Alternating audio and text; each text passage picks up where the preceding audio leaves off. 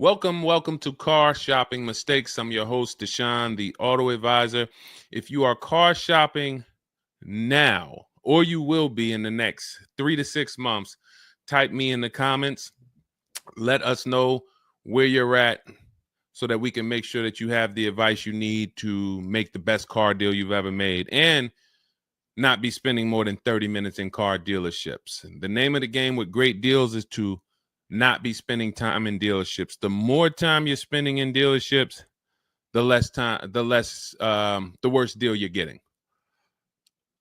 The worst deal you're getting. Valencia, good to see you. Valencia World says she's shopping. If you're shopping now or you will be in the next 3 to 6 months, type me in the comments and let me know. Now, for those of you who are not shopping right now, you still may hang around for the next hour, learn something, because you're going to see a lot of people ask questions that you will ask or you would have when you go start shopping. So what typically happens if you hang out here enough, somebody's going to ask the same question that you would have asked, and you can get your answers that way. So welcome to Truth. Good to see you. Let me hop on over to Instagram and actually pop in over there. And I'll give you guys time to start typing your questions. No questions off limit. I try to do just rapid fire Q&A. So you have questions about leasing, about loans, about, getting the best deal, new cars, pre-owned cars. If you just want to tell me your situation, kind of what your goal is, we can go from there. And that's typically how we run it here. So let's see. I'll give you guys time to start typing. Once we get the first couple questions coming in, Dolan will start to bring them into the show. And we'll go from there. All right, I'm just sharing the show. Shout out to the sharers. And before we even start with the questions, I want to talk about the mistakes that I see people making. Let's really start out with the mistake of this leasing versus buying. I'm so happy that over the last 3 years, who was taught never lease a car? You were taught or you heard never lease a car. I could not be more happy that we have been helping people get their first lease for the last 3 and 4 years. The financial advice we've been listening to concerning leasing has cost us thousands of dollars. I was going to lease a car next week. As long as you get 5 offers, cool money. As long as you get at least 5 offers, you're good. See, people are out there paying. There's a couple ways that you can get a car. You can buy it new, you can buy it pre-owned, or you can lease it new. When you lease a car, you're leasing it brand new. So if you look at the financial parameters, you ask yourself, if I buy a new car, how much will it cost me? Now, I want you to use this rule. Every $5,000 is about how much per month. This is not for the new people. If you're new here, type the number 1. Let me know you're new. You've never been on the show. I don't expect you to have the answer to this question. But if you've heard this before, then every $5,000 is about how much on a car payment. You may have seen this in my video. You might have seen this on a show. This is a principle we teach. I want you to lock this into your head forever. Let's see if anybody knows. Or we got a bunch of new people. Michelle's new. I see you. Cool Money's new. DJ Furious. Okay, I see you. Sandra Bonds on Facebook. You're new. Okay, a lot of new people checking in. We're live on YouTube, Facebook, Instagram, and TikTok. So if none of you know, I want you to remember this. Every $5,000 is about $100 per month. Good to see you, Digby, on TikTok. Every $5,000 is about $100 per month. So how do we turn that into a real budget? You look at a car, $30,000 divided by 5,000. You're going to see that's about 600. Well, that is 600. So when you see that a $30,000 car to purchase is $600, if you borrowed that money, now you know about how much that car is going to cost, about how much $600 a month will get you if you purchase. Now, if you lease, $600 a month, depending on the lease deal, could get you a $50,000 car. So we're driving. So if your budget is $600 per month, then you have a couple ways that you can get a car. You can go find a $30,000 new car, no money down. You're at about $600 on a 5-year loan. You can go find a $30,000 used car. You're about $600 on a 5-year loan. Now, for $30,000 used car, maybe it was like $45 when it was new. You get it for $30. Or you can get a $50,000, depending on the lease deal, brand new car that you lease. So let's drive this home. You have people pulling up in cars. They're all paying $600 a month. One of them is driving a brand new $30,000 car. They didn't put any money down. Another one is driving a $30,000 used car. They didn't put any money down. $30,000 car. Another one is driving a $50,000 brand new car. They didn't put any money down. Who's getting the most value? In the short term, it's the person driving the $50,000 new car. It's nothing you can say about that. It's no like, well, it depends. Nope. $50,000 brand new car, $30,000 brand new car, $30,000 used car. The person driving the $50,000 car at $600 a month is getting the most value, hands down. Now, in the long run, where do the people who buy win? That's where we talk about the 8-year rule. That's why if you're buying your cars and you're keeping it 8 years, you should be purchasing, not leasing. 8 years is when you win. So that's where I wanted to start at. Let's start, like, tear down this bad information you've heard and you've believed about leasing. And I see people asking, we got a lot of questions coming in. I see you, Jaguar Music, on Instagram. I see you, Cool Money. I see you, we got quite, I see, hold on. From what I can see, we got like 4 or 5 questions waiting. So Dolan, you could bring in the first one. Type your questions in, anything you want to ask. If you want to ask about leasing, I saw someone asked about bad credit. What about if I have bad credit? What about mileage with leasing? Just start typing those questions. We'll bring them all into the show and we'll get to them one by one. Is that true for someone that went into bankruptcy? Okay, so if you came out of bankruptcy, your goal should be to rebuild your credit as quick as possible. Right now, your credit's blank. You come out of bankruptcy, your credit's blank. You have nothing there, and that's a good thing and a bad thing. It's easy for you to build. I've seen people come out of a bankruptcy and literally they have a 700 score in 1 year. They're going to go get credit cards. Just like if you're 18. If you're 18, you go get credit cards, you don't use them. Pay $15 gas, or you don't have a car yet. You pay $15, $20 a month for something, pay it off. You're going to have a 700 credit score. The more you don't use your credit, the more credit they give you. So when they see that you have the credit, $500 credit card, $1,000 credit card, you're not using it, credit score is high because your utilization is low. So that's what you should be doing. You cannot come out of a bankruptcy, just wipe your credit, and then go into the dealership and be like, okay, now I can get a car. You have no credit history. So the first goal should be, let me rebuild my credit as quick as possible. And you can do this quick. Follow Shonda Martin. Some of you know Shonda Martin. She's on pretty much every platform we're on right now. And she's road to 750 plus. Now you got to let me know. Can you wait and build your credit for 3 to 6 months? Can you start to get some type of credit history? Or are you in need of a car right now? In which case you have to get a car with bad credit or no credit. Because if you don't have anything on your history, that's technically no credit, which is bad credit. So, okay, you need something ASAP. Okay, so what you should be doing, and again, if you don't have good credit right now, you should be buying the smallest car you can with the lowest payment.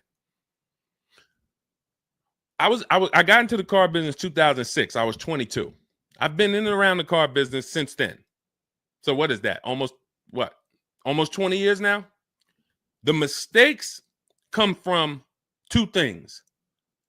You don't know what to do. A lot of the stuff I'm going to say, oh, I didn't know I could sell a lease, Deshone. Oh, I didn't even know I could sell a car if I don't have the title. It's not paid off yet. I thought I had to pay it off to sell it.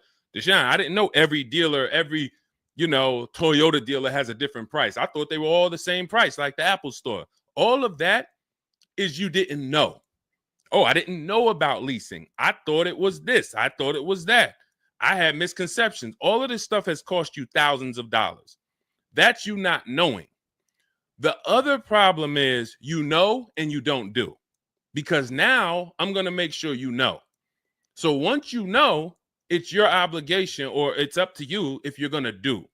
So if I have bad credit, I'm looking to rebuild my credit. I need a car right now. First thing I'm doing is asking myself, in my book, Cars from Home, first step is how many years you're going to keep the car. Because we need to determine, are you going to lease or you're going to buy? Are you going to lease or you're going to buy?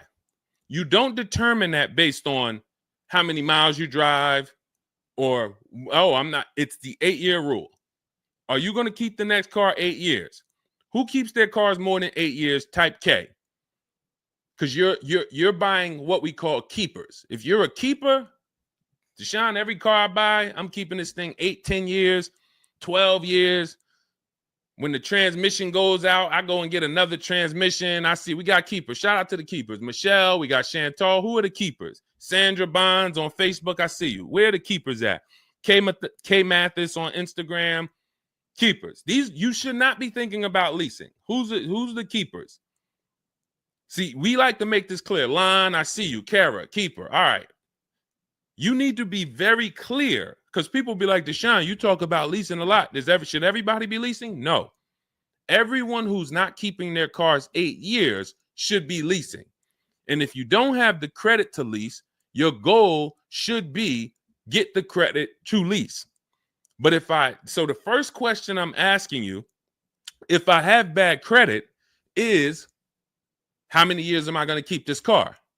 Now, to those of you because if you don't have bad credit, or if you don't have marginal credit, somebody is going to have it. There's a lot of people getting hit in this economy, and they're going to have credit challenges and need a car. Why is this important? Because let's just say I don't have good credit, but I'm a keeper. That means I'm not thinking about leasing. I'm looking to get a car that I can keep for 8 to 10 years or more, and I don't really have good credit right now. No problem, because the goal is find the best car for the best price, and then I'm going to get a loan, and I'm going to pay more for that loan because my credit is bad. I still need to get a great price on the car. We got to talk about that. Separating the price of the car from the loan. Some of you are savvy and you understand this, and some of you just mix these things together. But when it comes to getting a high interest rate because I have bad credit, as long as I get a good car, once my credit is better, what can I do with that loan? So let's say I got a great price on a car. I got a car, it's going to last 10 years. It's perfect, but I'm paying 21% interest. So I'm going to fix my credit, work on my credit. And then once my credit is good, I still want to keep this car. What can I do with this loan? Refinance. That's a simple fix. But if you don't realize that you're a keeper, then you're going in and you're getting a bad car, 6 months, a year down the road, 2 years, the car's having problems because you didn't take it seriously that you needed a long-term car. So not only did you mess up the plan because the car is going to start having problems, now I got to see, do I want to fix the car, or do I want to, I got to make the payment, now my payment's due, but then the car's having problems. All of this can be prevented. And you need to know up front what your goal is. But if your goal is to lease, Deshone, I'm not keeping cars 8 years and I don't have good credit, you should be buying the smallest inexpensive car you can that you can get a loan on. $10,000 car, go drive it for 2 years, make your payments, and then switch into a lease. If you're driving a car, if you're buying a car to keep, then you can go and get a nice car, get the most car you can afford comfortably. You're going to have a high interest rate, and then you refinance that car when you actually get, your credit up. So this is all in my book. My digital book, Cars from Home, breaks all of this down step by step. Whether you have good credit, bad credit, how to know when to lease, how to know when to buy, new car, used car, you drive a lot of miles. I have plans in there for everybody. It's a digital book. It's 5-star rated. Thank you to everybody who went to Goodreads and reviewed the book. You can get a copy of the book. It's normally $97. You can get it as part of my launch offer for 75% off. That's $24. It's for 2 hours. So as long as you get there, go to my TikTok bio, my Instagram bio, the YouTube comments or the Facebook comments, click that link, and you'll see $24 for 2 hours. Once that, as long as you get it before that, you got it for $24 instead of $97. And you can have everything step by step. So you're not worried about, I'm trying to remember all of this. You can watch the replay on YouTube too. But all of this is everything I'm teaching is part of a plan. It's not me winging it. This all comes out of my book. All right, go ahead, Dolan. Bring the next one up. Keep typing your questions. I know we got a lot of questions coming in from all 4 platforms, so Dolan will bring them into the show. Just keep on typing. What is considered marginal credit? Now, this is going to depend on what you're trying to achieve. I like to see all right, who's a homeowner? If you're a homeowner, type me. Now, if you have marginal credit before you bought your home, your realtor or your mortgage person probably told you, go work on your credit and then get your credit to this to get a mortgage. A lot of people do that. They go and they work on their credit, and once their credit is a 640 or 620 or 660 or whatever it is to qualify for the mortgage, they go and get their mortgage. That's how it should be with a car. You want to get yourself, if you have the time, you want to get yourself to about that 660 mark. That 660 mark puts you, and I'm talking, do not use Credit Karma. Do not use Credit Karma. The amount of people who used to come into the dealership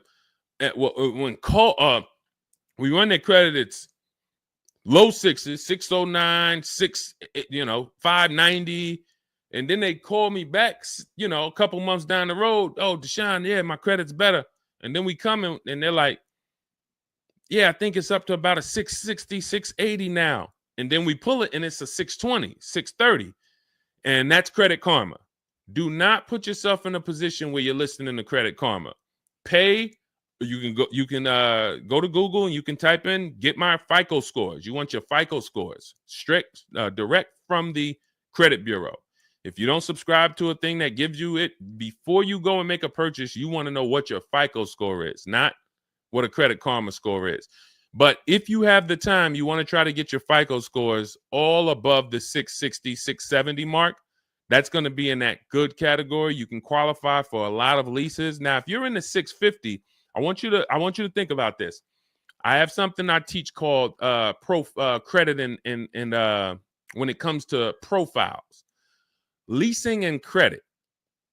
It's easier to get a loan to buy a car than it is many times to qualify for a lease. If you got a low 600 credit score, a lot of people will approve you. They're just going to approve you at a higher rate, higher interest rate.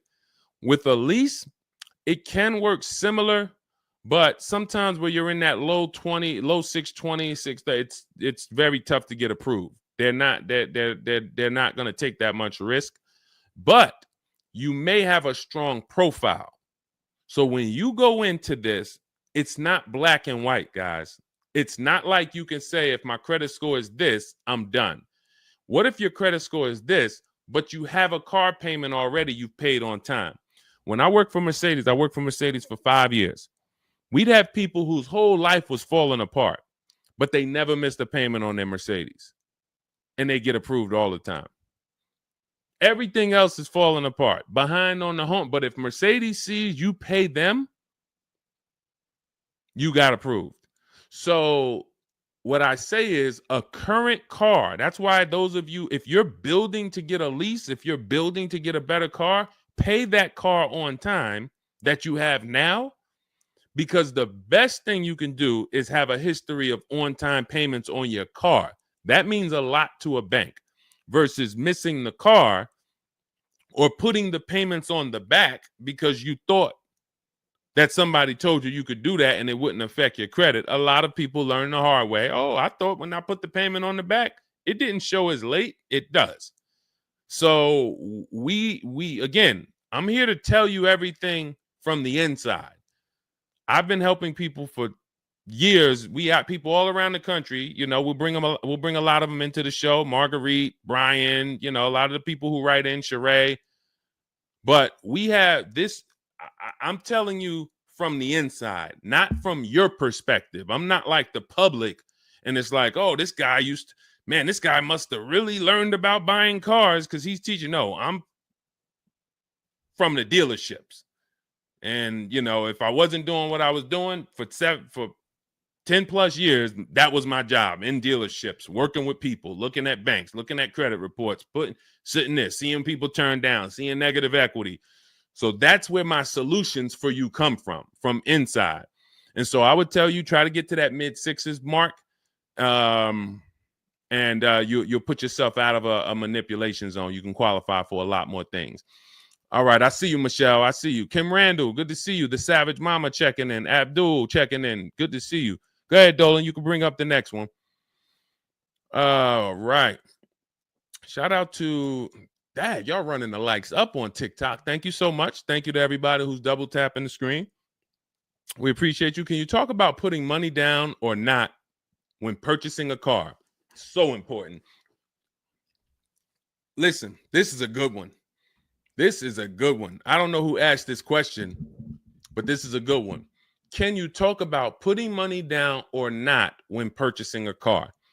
So here's how you want to make sure your down payment never gets taken if you are purchasing a car. You must separate your monthly payments from the price of the car.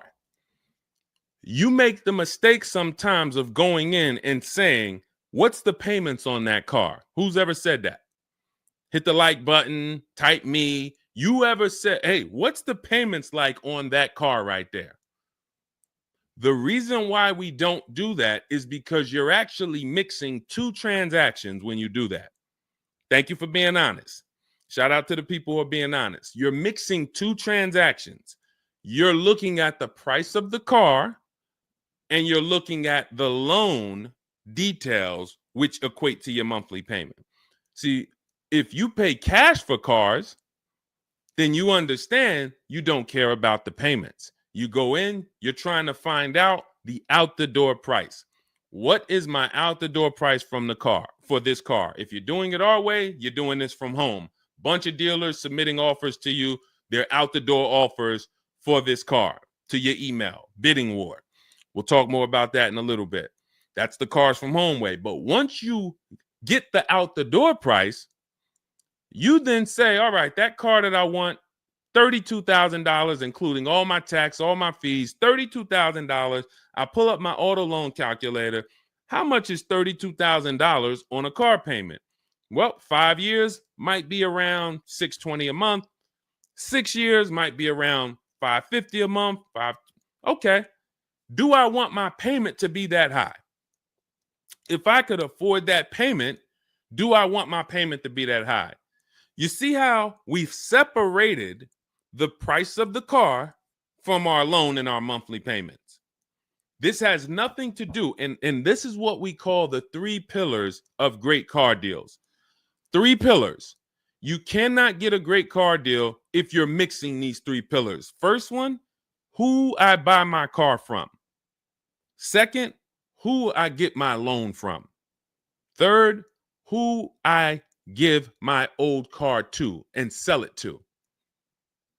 That's why we don't say trade here. That's a curse word. Forgive me if I even saying it. And if, we get some questions about trade-ins, we'll explain why we don't trade cars. So we have to separate these and bid out each one. You have so many online tools at your disposal that you just don't know how to use yet when it comes to your cars. You know how to use Amazon to go buy a TV. You know how to get a subscription to YouTube. You got a ton of online tools you know how to use. Shazam, what's that song? Shazam it. But the online tools about car buying, you just don't know how to use them. That's where I come in. Our entire system is showing you websites that do this, tools that do that, And so we can make sure that we're getting the best deal.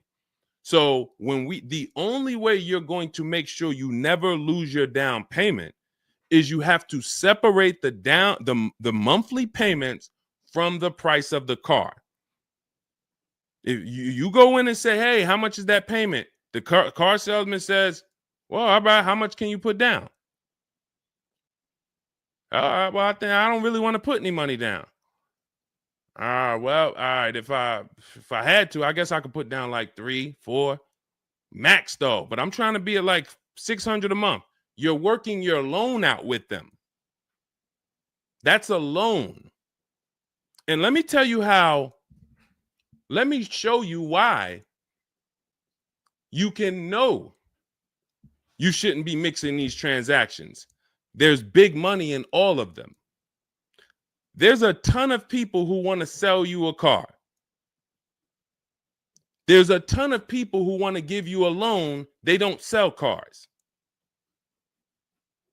Let me say that one again. There's a ton of people who want to give you a loan. They don't sell cars. They want to compete for your loan. That should tell you there's a lot of money in the loan business.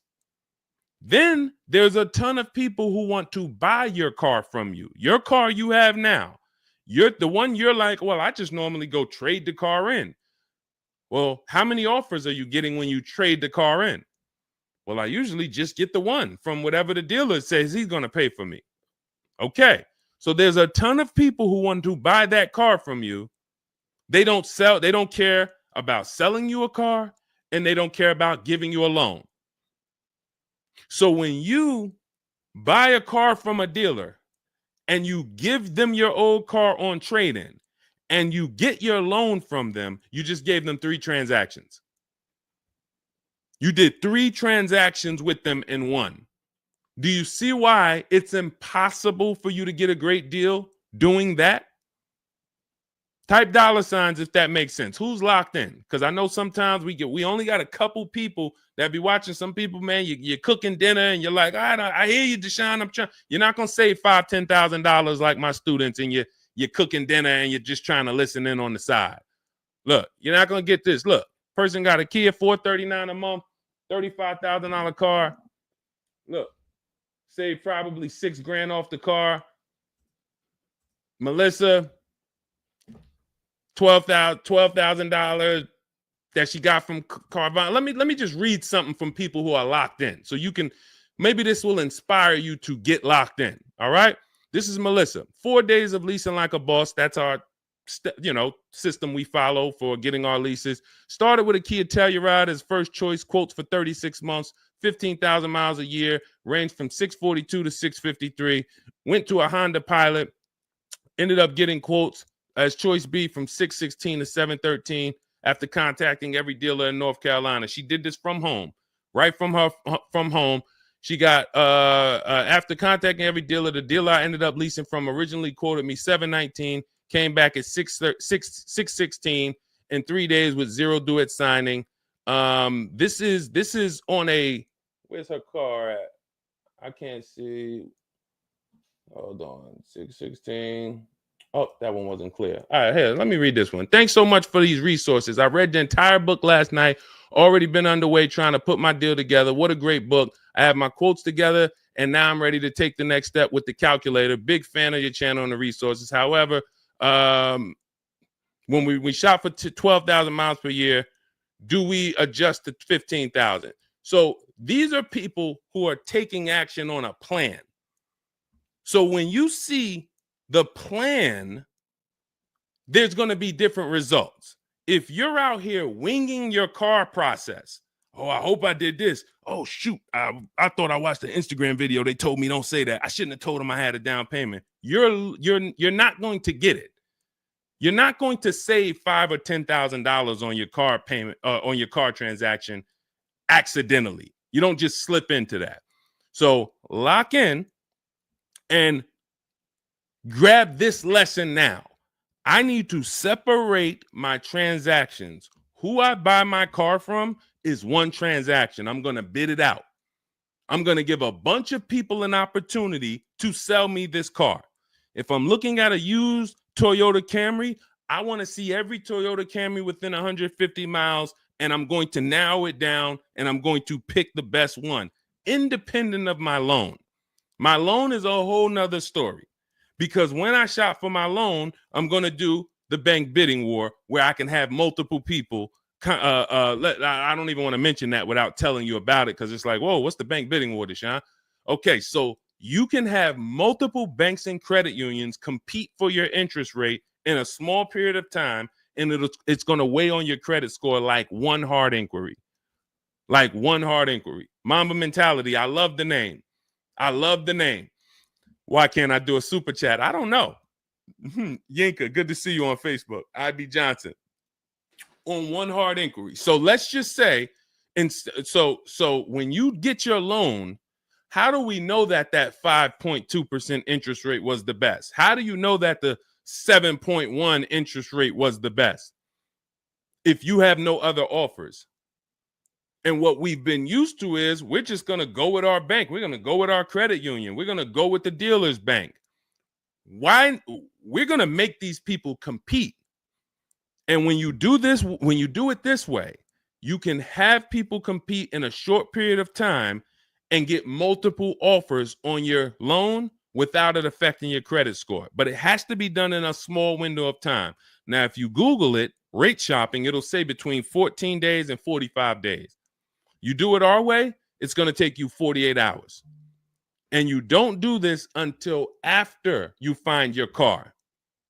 After you find your car is when you do a hard inquiry. You let these banks and credit unions compete for your loan.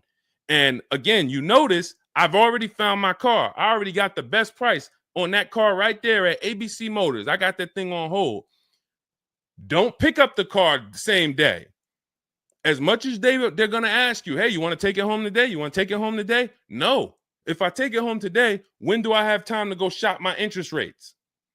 I'm not taking it home today, but let me get my buyer's order with my numbers on it. Let me go home and let me actually do my shopping for my loan and my interest from home. And then if you can actually beat that rate, it's a competition.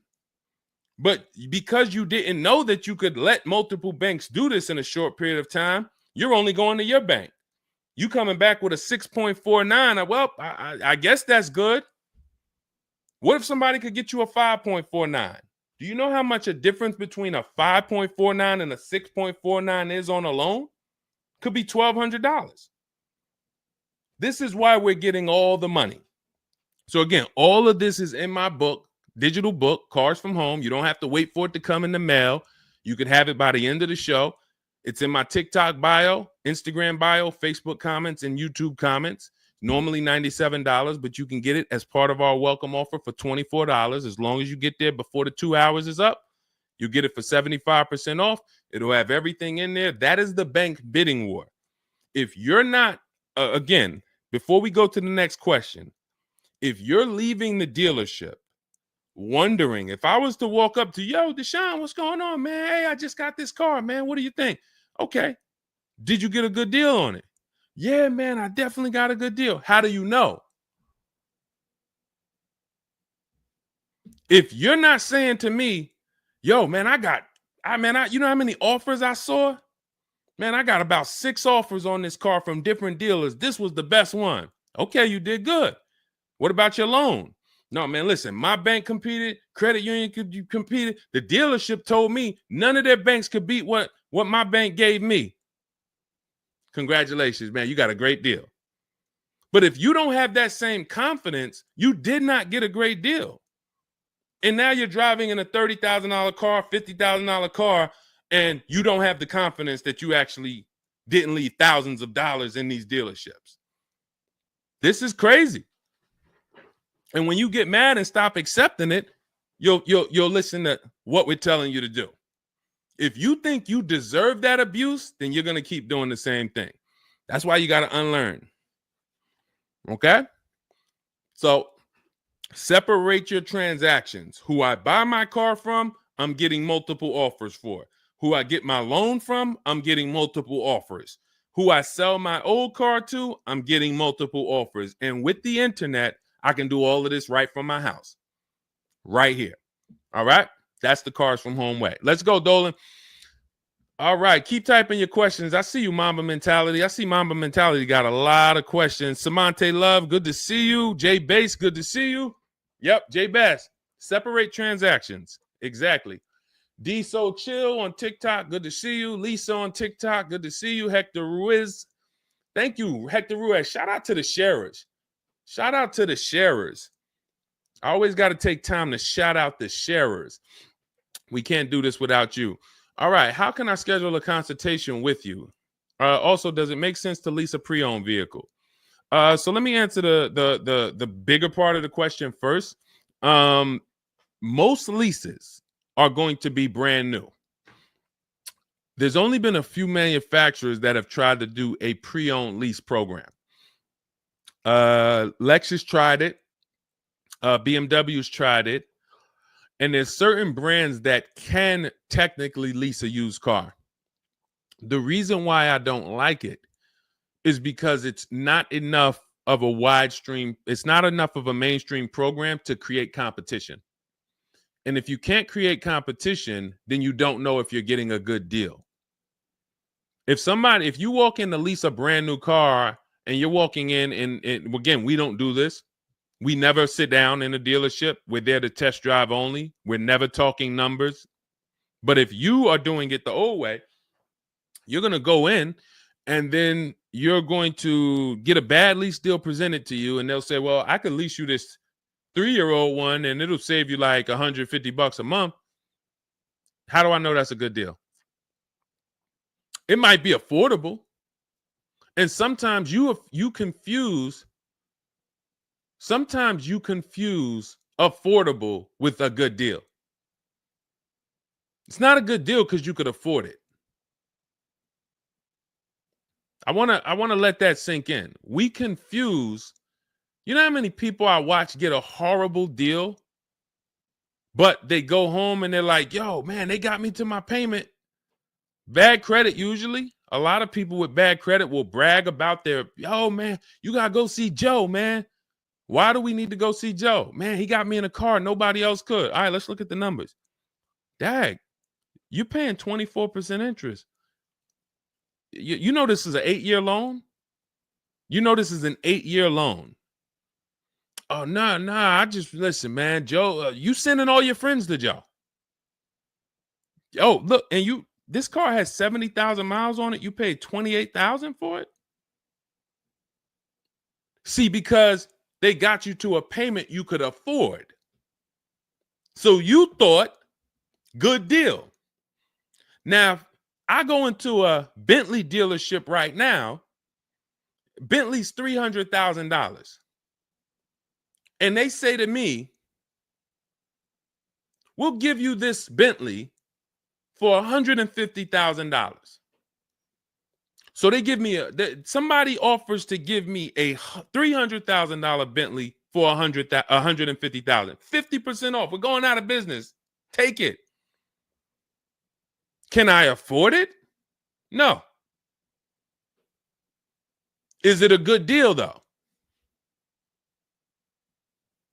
Is it a good deal?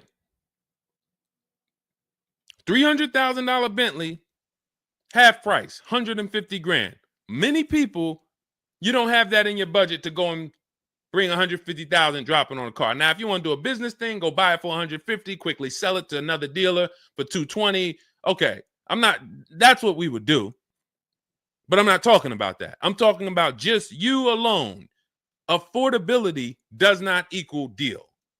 A deal is a deal whether I could afford the deal or not. And the only way we know a deal is to actually get multiple offers. There's no other way.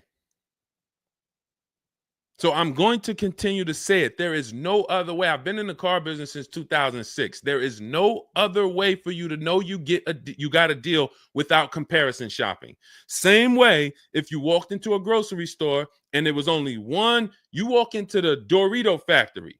There's only Doritos everywhere. No other competition. They sell them for $7 a bag. There's no competition. So everybody who's in the Dorito factory is paying $7. But when they go in the supermarket, Doritos competing against Lay's, competing against Wise. Oh, you can't be $7, Dorito. You might have to be $4 this week. You might have to be on sale this week for $2.99. Competition. It's everything else. So a lot of what I'm saying to you will click when you realize that you've been programmed to buy cars in a way that you don't buy anything else up. You don't buy anything else that way. Everything else you buy in your life is competition. People competing. Everything else only with cars, we look at one offer. So that's why when you come home, start to look at the whole market, you're going to love this. You're going to be like, man, I don't know how I didn't start doing this before. What I'm teaching is not, the whole Cars from Home system is not rocket science. We just use the internet to create competition. That's how we get crazy deals. That's how you see Alex graduated, was able to get a new lease for my partner, sold his old car to Carvana, bid that out. Notice he didn't trade it. He didn't say I traded in my car. I sold my old lease to Carvana, old 3,500. He got 14. That was his highest bid. Went test driving, got a 2025 Hyundai Tucson, got a 1.3% lease deal, no money down, $42,500 car, $580 a month, and that's a 1.3% lease. Now, $42,500, guys, would normally be, with no money down, about $800 a month. Maybe about $825 for 5 years. He's paying $580. So when we talk about leasing keeps thousands of dollars per year in your pocket versus purchasing. Thousands of dollars, not hundreds of dollars per month, but thousands of dollars per year. So so to answer your last question, I don't do consultations. We have 3 ways we help the public: through my book, through our Shop with Deshone program. A lot of these people that you're seeing me share, they've either got my book or they're in our Shop with Deshone program. Just Ralph, Jen, Stormy. Just wanted to let you know that your package worked. $48,000 MSRP, no money down. She's paying $622 a month. That's normally a $900 payment. Marie, some of you know Marie from some of our other shows. We talked about her. Just wanted to reach out. Thank you. She used the book, saved over $13,000 off of her Mercedes, got her payment to be hundreds lower per month, maintenance included. Just wanted to say thank you. She got a 2025 GLC Coupe. Some people have this same car. You're looking at this car. You're like, hold on, Deshone, I got that same car. Did you get $13,000 off? Did you get $13,000 off? This is when we got to say to ourselves, whoa, what's happening that Marie got $13,000 off? I thought I did okay. I got $4,000 off. You see how dangerous it is when you don't get multiple offers? You thought, man, I negotiated, man. I was in that dealer for about 5 hours, man, to get that $4,000 off. Marie never went into a dealership and she got $13,000 off. So you just made a $9,000 mistake.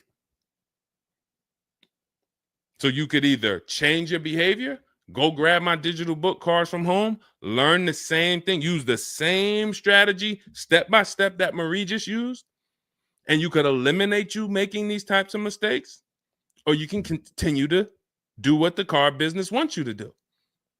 So in my digital book, you have everything. That's why it's called 7 Steps to Saving Time, Money, and Avoiding Dealerships. It's in my TikTok bio, my Instagram bio, YouTube comments, Facebook comments. You can get 75% off for the next 2 hours. So you won't pay the normal $97. You get it for $24 if you get there before the welcome offer expires. And that's a digital book. It'll be in your inbox by the time we end the show. You'll have all these strategies to use for you, your family, your spouse, your kids, to make sure every transaction you're winning. You're leaving no money on the table. All right.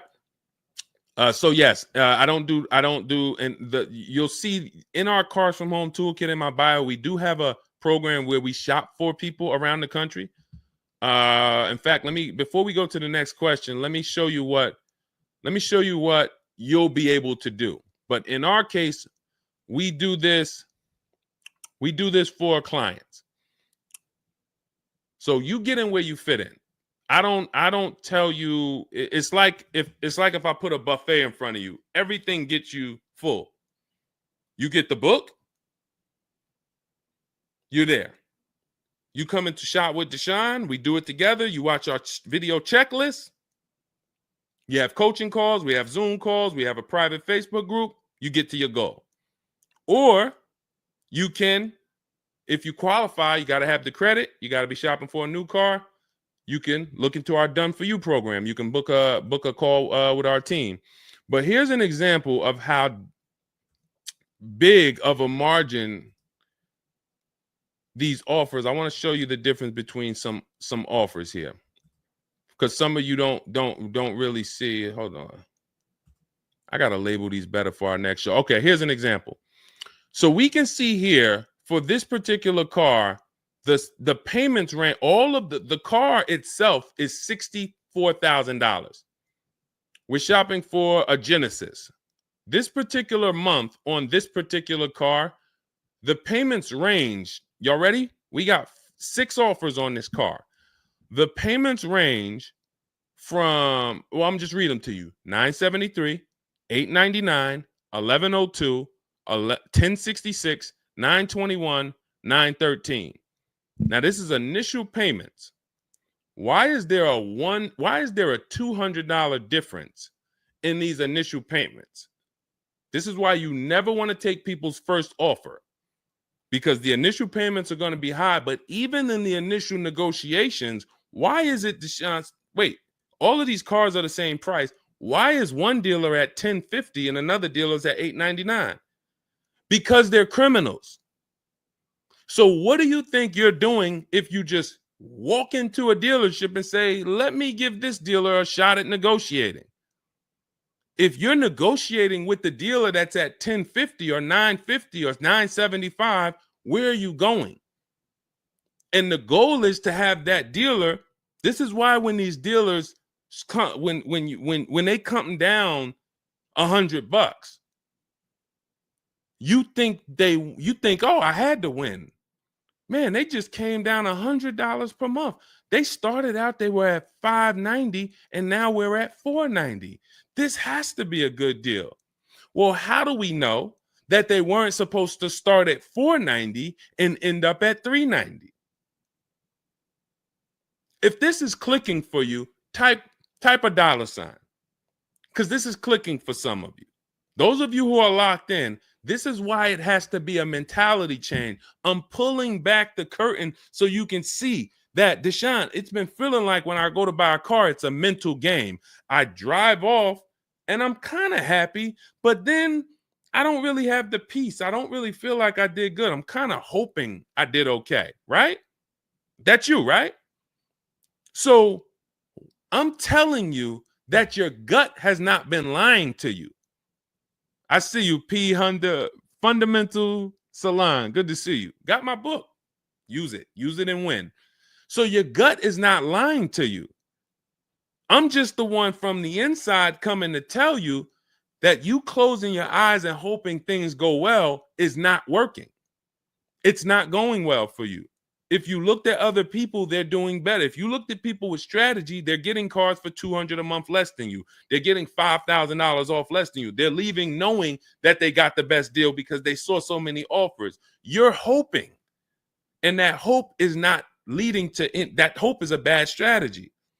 So what you want to do is you want to change your mindset and realize that the dealer's whole goal is to keep you from shopping. If you burn that into your head about the car business, the entire goal of every dealership is to keep me from shopping their competition. And if you know that, then you're not going to go into the dealership. You're going to say, all right, how can I be at home and do this from home? Again, that's all in my book. But even if you want to make calls, there's some people, you've been on to this since 4 years ago, 10 years ago. You're like, Deshone, man, I knew, man, I don't go into those dealerships. I call around, I'm going to get me a bunch of offers. And by the time I get there, that's when I'm picking up my car. You've been on to this truth for a long time. Some of you, I'm not telling anything new. Some of you, you're like, whoa, I didn't know that really. I thought that it was all about going in and just negotiating. No, because 80% of dealers are never going to give you what we call a below market deal because they got too many other people walking in that's willing to pay a higher price. So you have to find the dealer who is going to give you that low payment out of the whole market. That's why this is a bidding war. And when you start to do this, you're going to be like, yo, why does it seem like this is kind of fun now? I kind of enjoy this. Is like a game. And you're the prize. So instead of feeling like you're begging, oh, come on, can you do another $500 off? Come on, man. I'm only asking. Get me from 520 to 499, man. You're begging. So instead of begging, you got people now competing for you. Whole different story. That's what we want. That's the transformation we want for you today. All right, let's go. Dolan, next question. All right, Fundamental Salon, I see you. I see you, Jay Bass. I see you, Randall Pine Straw. You got the number 3 gifted badge. Thank you. Y'all lighting up the lights on TikTok. Thank you so much, Monica 9300, BKS Aggie, Timothy Garces, Drew Saberton reposted the broadcast. Thank you so much. Shout out to everybody sharing this. What about military personnel? What's the question? Just rewrite that question because I don't know. What's the question? I know what about military personnel. I don't know. Are you asking about military rebates? I don't know. So just kind of give me a full question, and then I'll be able to give you a better answer. Hello, I'm planning on purchasing a 2025 Escalade. Any negotiation between the MSRP and the invoice? Of course. Now, if you walk into a dealer and you say something like that, what is the dealer going to say? So let me ask everybody who's watching. We're live on Facebook, TikTok, Instagram, and YouTube. If this person casually walked into the dealer and said, hey, is there any negotiation between the MSRP and the invoice? What do we think a smart dealer is going to say? Not an honest dealer, a smart one. Thank you, Sassy. No. No. And you know what's crazy? They're going to say it in a way that makes you believe it. So if I put my car salesman hat on and I switched it to kind of for myself, this is what it would sound like. Or is there any negotiation between MSRP and invoice? Not really. On these cars, I mean, we don't even have a lot of them. A lot of people are trying to get them now because the tariffs are about to hit. And even though this is an American-made car, some of these parts, they're produced in Mexico. So there's not, we really like to, a lot of dealers are selling them over MSRP. In 10 seconds, I just took you to, whoa, but can I get MSRP though? See, that's why I'm never training you to go in and negotiate with people that negotiate every day, 3 times a day for the last 10 years. You're just not going to be a match. You might negotiate office furniture. Yo, Deshone, I do office furniture. A car salesman couldn't come in and negotiate with you on office furniture. But you can't go into a car sale and negotiate with car salesmen because, again, the psychology, we just know every question to ask, everything to say. It's a mind. And so some people use it for good and some people use it for evil. And so how do we find out what the discount is on the Escalade? We talk to multiple Cadillac dealers. Now, if you're doing it our way, in my book, I have scripts that I wrote for you. It's all by email. So there's a reason that people can actually go in, use this book, use these scripts, and come out with great deals. This is Trey. Trey got 3 cars using our system. He says, my son was in the market in 2025. He just got a 2025 Blazer. He said, I started sending emails in the wee hours of Tuesday morning. So those are email scripts that I wrote. They're in my book. You have access to them when you get my book. You're using all my scripts. We're not talking. We're not doing any of this by mouth and saying, oh, I got to remember What did Deshone say? Don't, oh, I didn't want to say that. None of that. There's no room to make a mistake. We're just typing, copying, and pasting. He says, emailed 25 to 30 dealerships, got 8 offers, closed the deal in 2 days. 2 days. So some of you, you're like, Deshone, I need a car in like 2 weeks. No problem. Trey got his in 2 days. So once you start this process of engaging with the dealers, you'll get a car in 3-4 days if you're slow, because that's the way it's set up. So he gets a $56,000 car. He closed the lease at $560 a month on this Blazer electric vehicle. $560 a month, first month's payment due at signing. That is a $56,000 car. And he's gotten 3 cars. He said his first one with our system was 2.5 years ago. He leased another vehicle for his daughter last October, and now he just got his son's lease.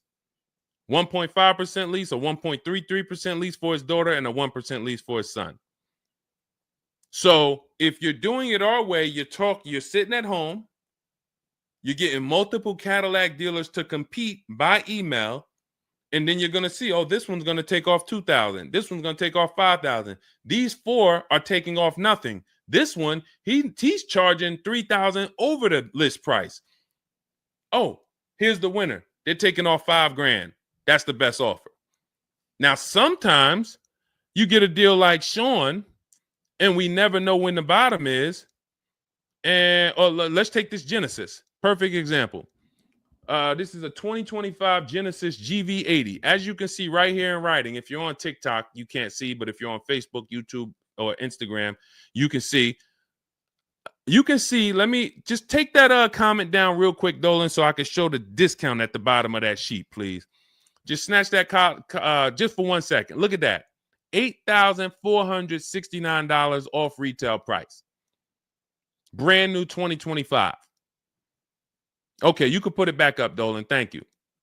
So when you look at that, this is the lowest offer of multiple offers.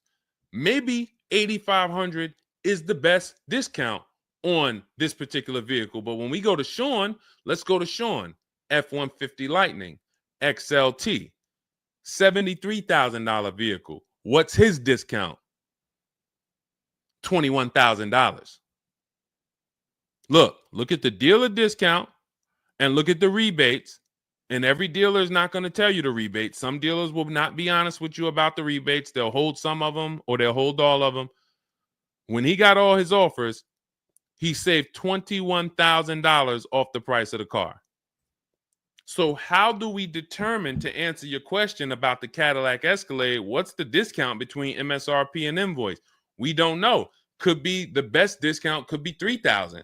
The best discount could be $5,000, could be $10,000, $12,000. We don't know.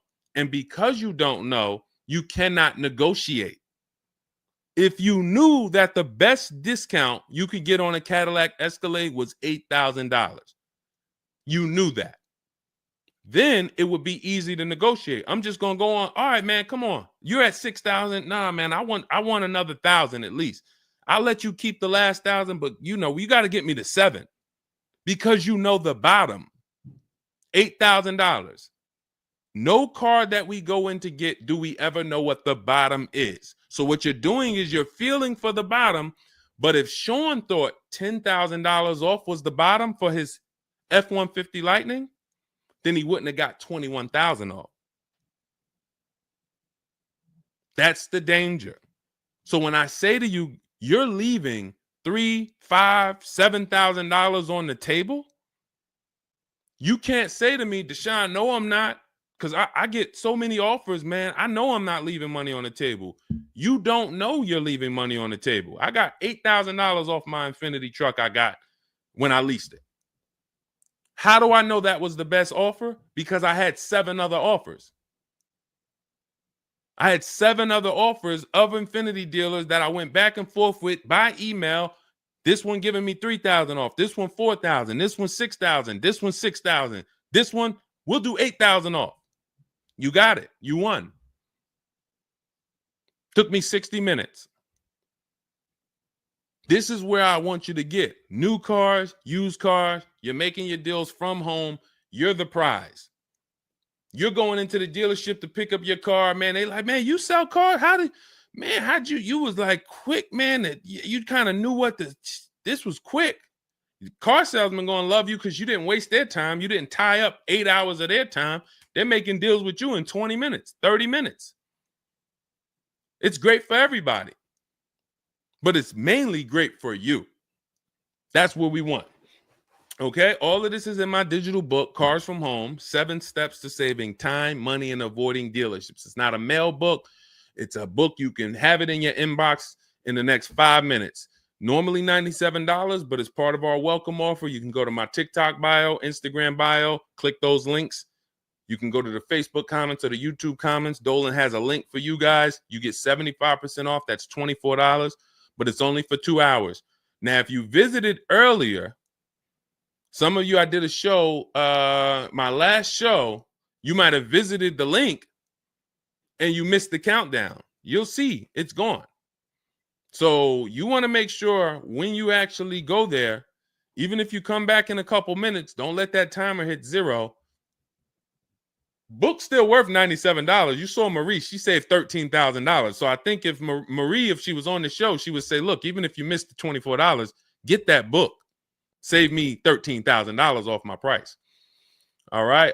Corey Duncan, I'm just catching your comment on TikTok. Look, it works, y'all. I promise. Leased a car back in April after using his book. Got the best deal. You see what I'm saying? Like, and this is all over. It's too many people for me to pay. When I tell y'all, like, it's too many people. I pride myself on not can Deshone get great deals. Obviously, you guys know if I could sit on here and answer your questions for an hour and a half, clearly I've been in the car business since 2006. Clearly, Deshone can get great deals. But can other people? That's why I'm showing you other people. That's why I'm showing you Benita. That's why I'm showing you Kimberly got 20 grand off her Maserati when she got it. Zafrina got 2 cars. She got a car last year, got her Jeep Grand Cherokee, $66,000 car. She got it for $579 a month. And then she just got another car that she posted 2026. Not even a 2025. 2026s. It ain't even out yet. She got a Kia or just came out recently. Kia EV6, $76,000 vehicle. She got it for $742 a month. She leased it. Now let me just do some math for you real quick on how crazy a deal that is that Zafrina got on her second car. The first one's crazy too. They're both crazy. But let me just, here's how we judge a lease. We judge a lease by how much we're paying and how much car we get to drive for that payment. So the reason I created the 1.5% rule is for you to know you're paying too much money for a car you're giving back. The 1.5% rule tells us if we divide the monthly payment into the MSRP with no money down, it creates a percentage. And if that percentage is over 1.5 for 12,000 miles per year, we're paying too much. It's no value there. It's a bad value lease. Let's look at Zafrina's deal that she just got. She's paying $742 a month, and she got a $76,000 car. So let's say, go into our calculator, $742 a month, 36 months. That equals $26,700. That includes taxes, everything. That is how much she's giving them for 3 years to drive this car. $26,700. It's a $76,000 car. You don't have to be a mathematician to know that if you walked into a showroom and you saw a $76,000 car, once taxes and fees and everything were on top, it's over 80 grand. And you could drive that car for 3 years for $26,000 and you give it back to them, we can imagine how much value that is. So that's how we judge a lease. And the more I pay, the more I have to look at, okay, is this a good lease deal? Is it a great lease deal? Is it a steal? Zafrina got a steal. Anything 1% or lower, it's a steal. From 1% to 1.5%, that's a good deal. Well, let's say from 1% to 1.25, great deal, great value. And then from 1.25 to 1.5, good lease deal. So it's good, great, and a steal. Any of those is good. It depends on the vehicle, and it depends on how well you get offers, because different vehicles have different lease programs. But once we get, you don't walk into a dealership and say, hey, get me the 1.25 or get me the one. You don't do that. You got to see what the best offer gets you. But this is where you want to be at. Empowered shopping. Okay. Thanks, Randall. I'm working on my lease deal now from the book. Way to go. Way to go. All right, Dolan, go ahead. Pull up the next one. I'm going to take a sip of water. I see we still got a lot of questions to get to. Let's go.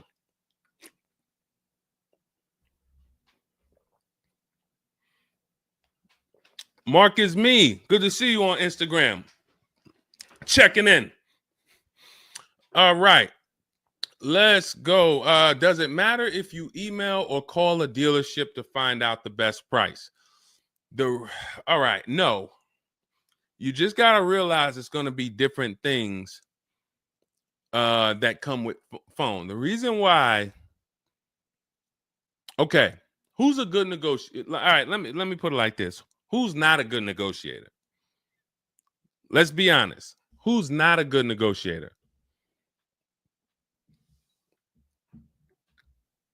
Type me. You're just not. It's not your thing. You don't really like confrontation. Not a good negotiator. Let's go. Who's going to be honest? Oh, we got a bunch of good negotiators on here today. Bunch of good negotiators. Where we at? Hershey. What's going on? Randall, Sassy. Who's okay.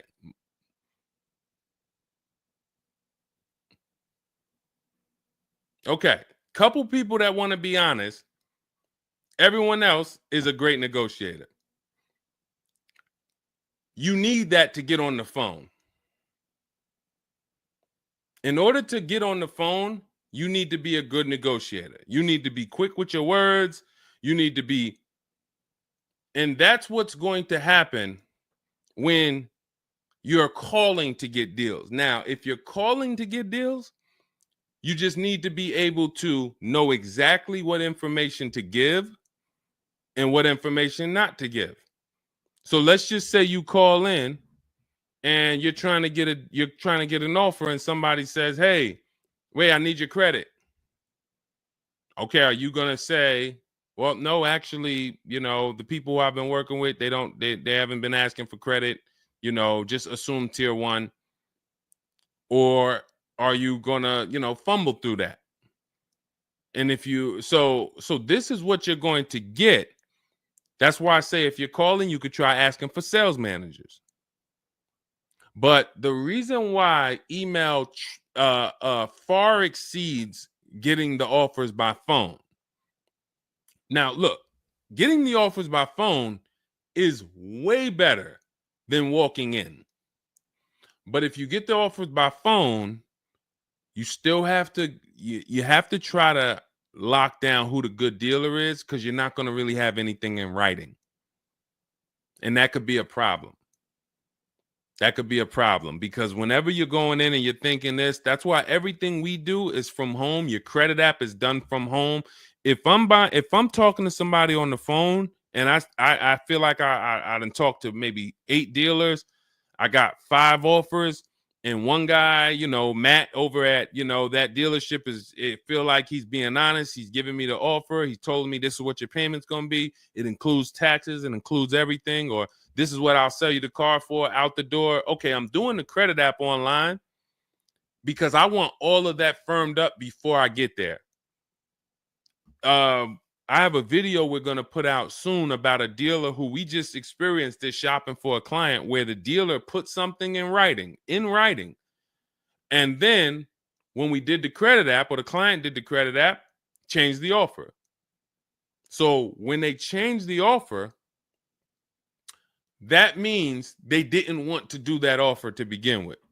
Oh, no, they didn't change the offer. They said the car was sold.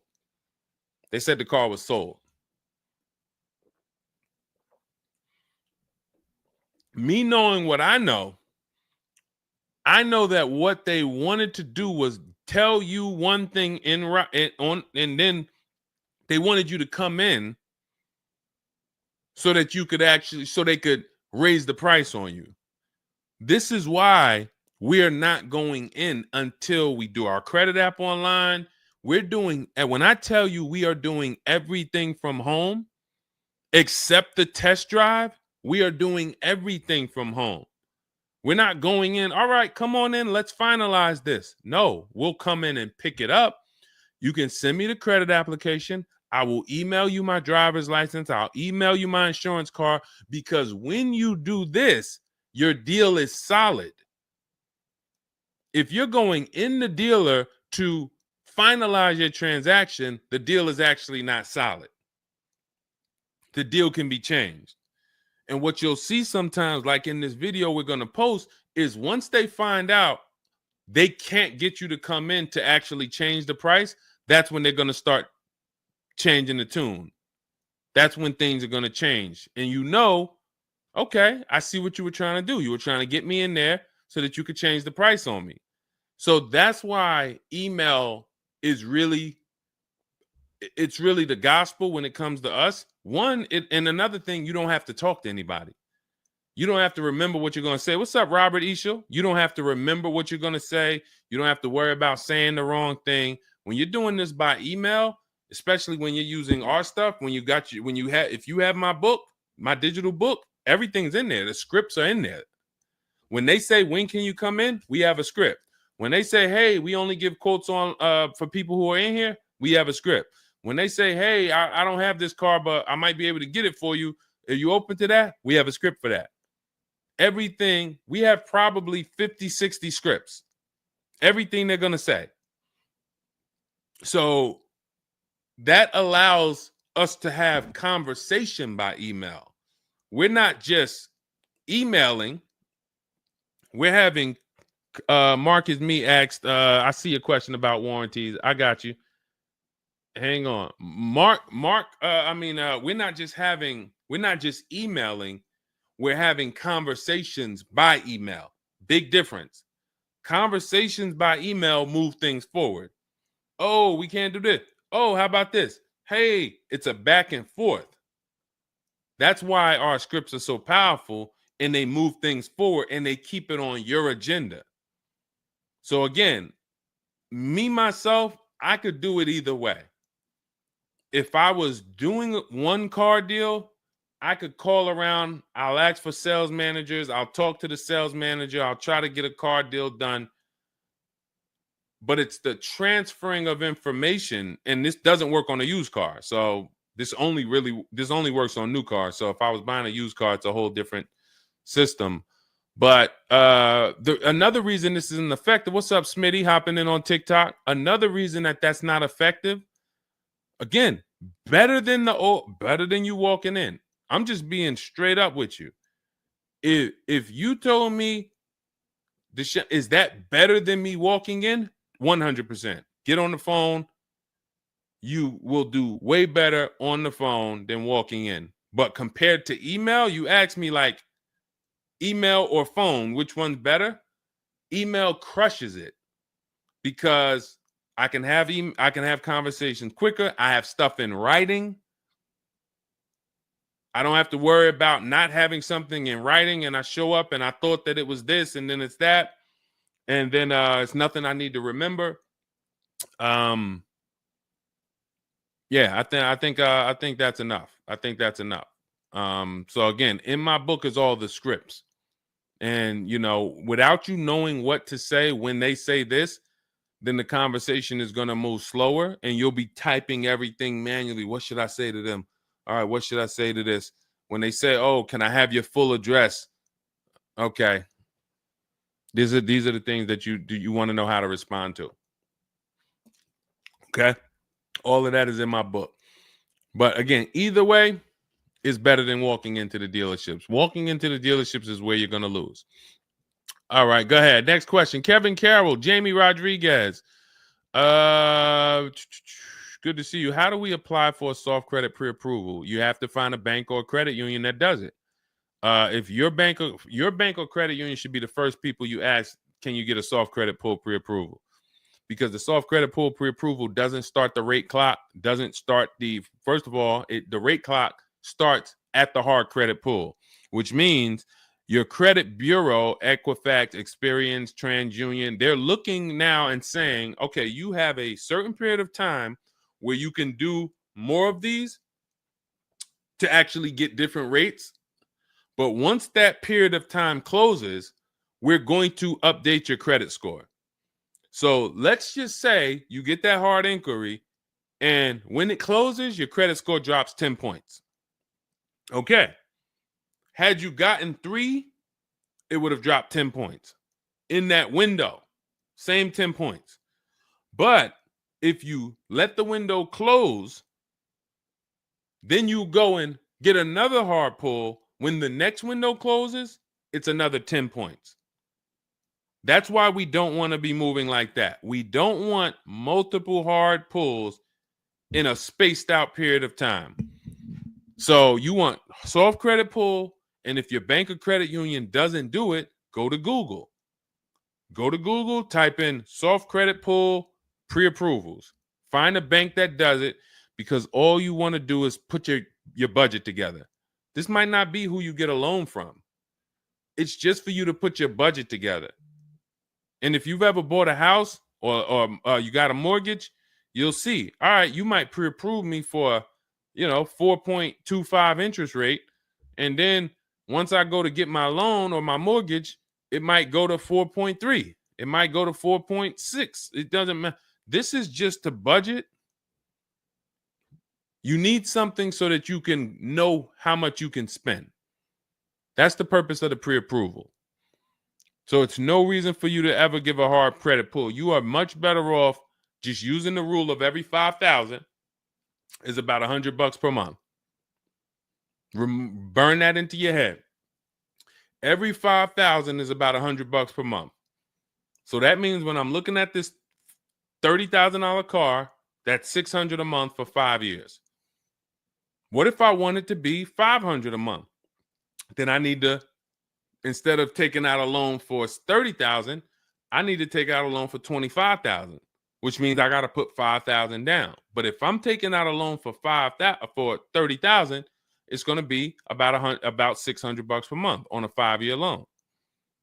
You could go to 6 and it'll drop it a little. For 6, it'll drop it another, But if you don't have that rule of 5,000 in your head, you're too off in your budgeting. You need to have some type of anchor to what this car should cost me. If I'm looking at a $50,000 brand new car, I don't want to be able to, give me the $600 a month on that. Wait, Deshone already told me every 5,000 is $100 per month. How am I looking at a $50,000 car and saying get me the 600 on that? Just divide 50,000 by 500. You're gonna see, oh, that's 1,000. This thing costs 1,000 a month on a 5-year loan. Yes. No money down. Yes. This keeps you from getting in trouble. This keeps you from leaving out the dealership with a 9-year loan. You're at your payment, but your loan is for daggone. It's like if you might not know, there's 50-year mortgages. Who would take a 50-year mortgage? Anybody? Anybody volunteering for a 50-year mortgage? Any takers? I didn't think so. No. Why? If you went into a house, $500,000 house, and they said your payment is this for 30 years, but if you take a 50-year mortgage, it drops to this. Nobody on here would be like, okay, yeah, give me the 50-year mortgage. They're available because we've learned that 30 years is the longest you would take a mortgage. And that needs to be 72 months with cars. That's why I tell you 72 months should be the longest you ever consider for a car loan.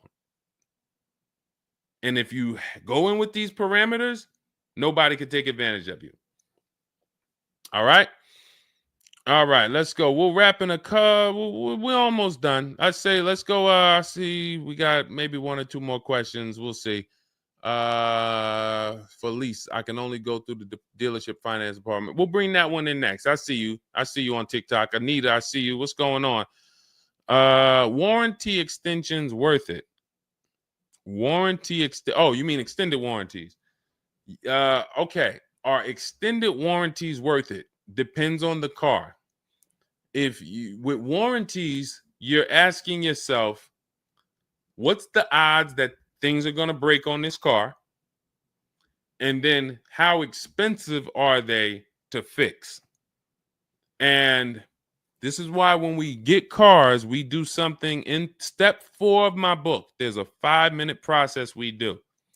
It's a Google check where we check reliability. Every car you look at, you should be typing into Google 2025 this reliability. If you're buying a used car, you should be typing in 2023 Kia K5 reliability. And then you skim those articles.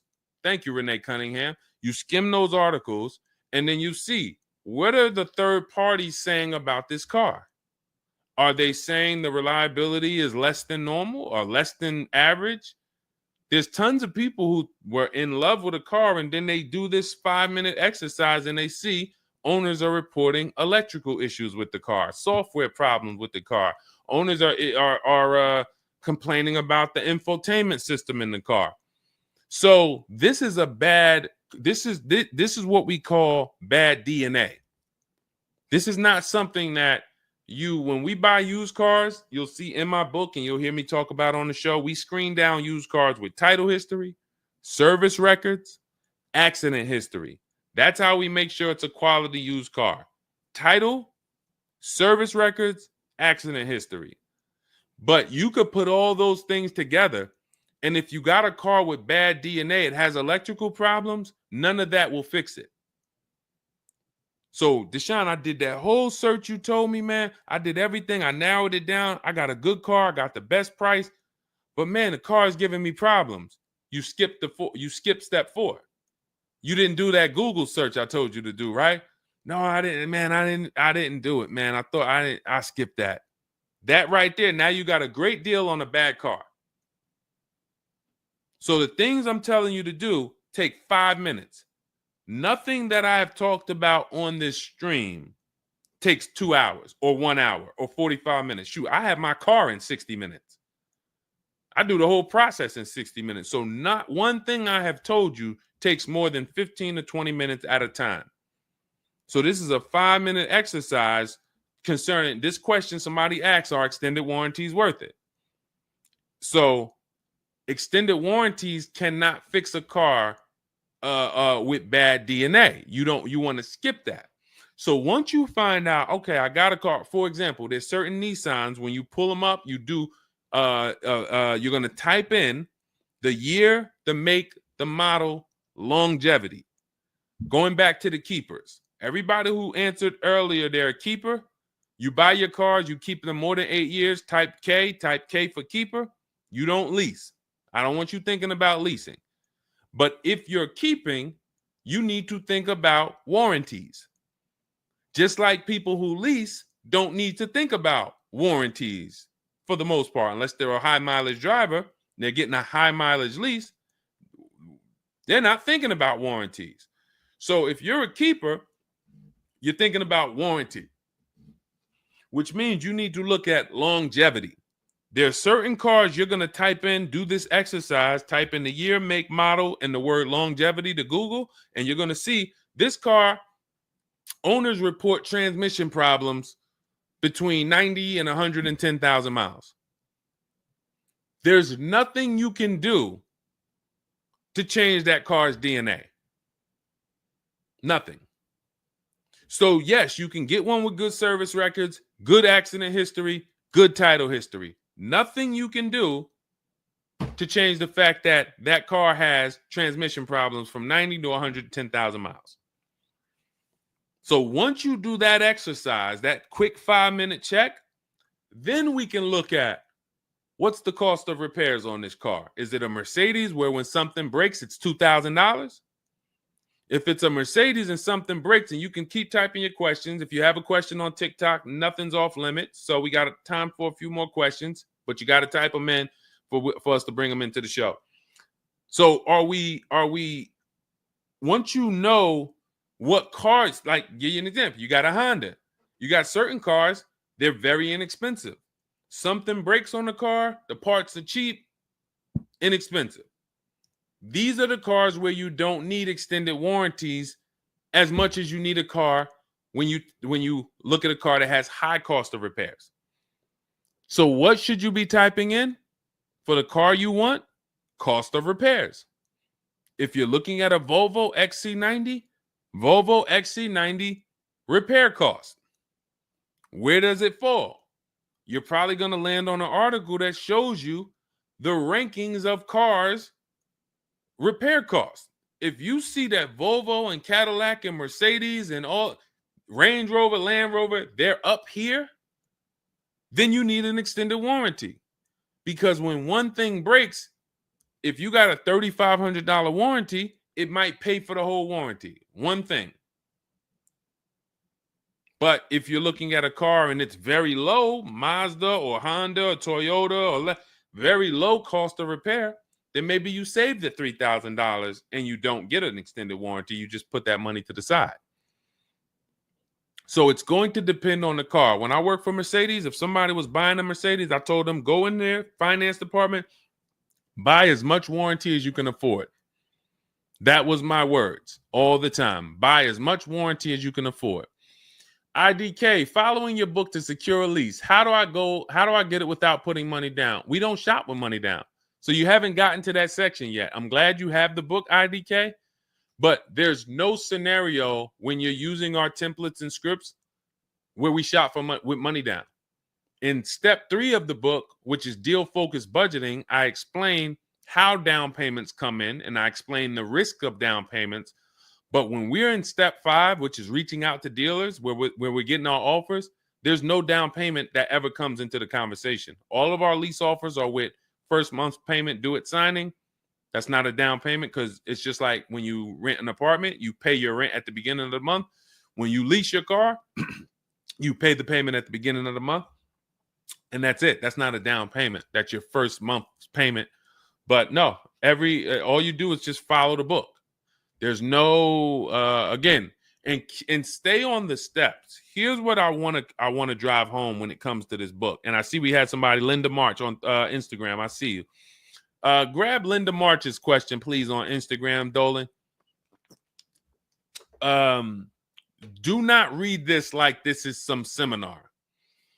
There's 2 types of people who use the Cars from Home stuff. All of our stuff is made to be like you having a conversation with me.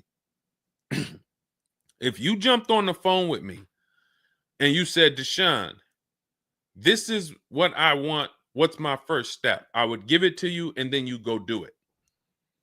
I wouldn't say to you, okay, Linda, you're going to do this. And then once you do that, go and do this. And then once you do that, go and do this and then do that. And then by the time you finish this, you'll see this on this website, and then you'll be ready to pick up your car then. How would that go for you?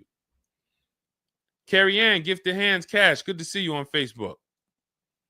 Well, how would that go for you? You would be like overwhelmed, confused, messing up. That's the way it is when you get my digital book, Cars from Home, and you read it straight through. What you're seeing all the steps. The last step 7 is delivery or pickup, and I'm congratulating you. You did it. The step before that, we're going over paperwork in the finance department and extended warranties. You shouldn't be there because you should be going through step 1, checking it off. Deshone told me do this. Step 2, check it off. Step 3, and then once you get to step 7, which is delivery, check, just picked up my car. It's a checklist, not a Bible or a almanac for car research or car studies. That's not what it is. And so I want to let you know that so that you don't come in thinking you're about to learn a lot about cars. In fact, that's how it was when I first started. My first book was called 52 Car Buying Questions Smart People Don't Ask that cost them thousands. 52 car buying questions smart people don't ask that cost them thousands. That book's not for sale anymore, but if you Google it, it's highly rated. People loved it. People said, Deshone, I use this book, man. I learned so much and I got a good deal. Because I still was teaching you how to get to the multiple offers, but it was too much information. That was when I came and I started teaching and I said, I want to teach you everything I know. No, the way my book now is, Cars from Home, 7 Steps to Saving Time, Money, and Avoiding Dealerships, is to get you right from where you're at to your car. 90 minutes, 2 hours from home. Boom, boom. Little small exercises here, 10 minutes here, 5 minutes there. Boom. All right, I'm picking up my car. So that's why we have the success stories that we have, because of the fact that it's a focused step-by-step book. Okay? So you can get your copy in my TikTok bio, my Instagram bio, the YouTube comments, or the Facebook comments. It's 75% off. That's the welcome offer. It's normally $97, but you can get yours for $24 as long as you get to my bio and Instagram, TikTok, or the YouTube comments or the Facebook comments before that 2 hours expires. This is Brian, just got his first ever lease using the book. Thank you, Brian. 2025 Honda HRV, $30,000 car, $395 a month. That's a 1.2% ratio. No money down. Initial quotes from that dealer was $434, and he used the counter offer calculator and got it down to $395. So that's his best offer, not to be confused with his only offer. That's his best offer that went from $434 down to whatever he ended up paying to get it to 1.2%. So that is how you want to do it. Step by step, go grab your book. Make sure when you get your book, screenshot the thank you page, because my support team's email is on there. Sometimes you're typing fast, you misspell your email, but as soon as you actually pay the $24 and get your book, you'll see the book is on the thank you page. So you can click that link, open it, save it. Make sure you save that link, because every time I update the book, that link is your master link, and I also email you a copy. Okay, and then you'll have everything we teach step by step to get as many cars as you want. You'll see, you'll be like Sheree, you'll be like Zafrina, 2 and 3 and 4 cars. Rosalie, 4 cars. Ken, we talked about. Trey, we talked about earlier, 3 cars. These people have been with us since 2021 and 2022. So if you're new here, you got people that's already 3, 4 cars up on you using what we use, and catch up.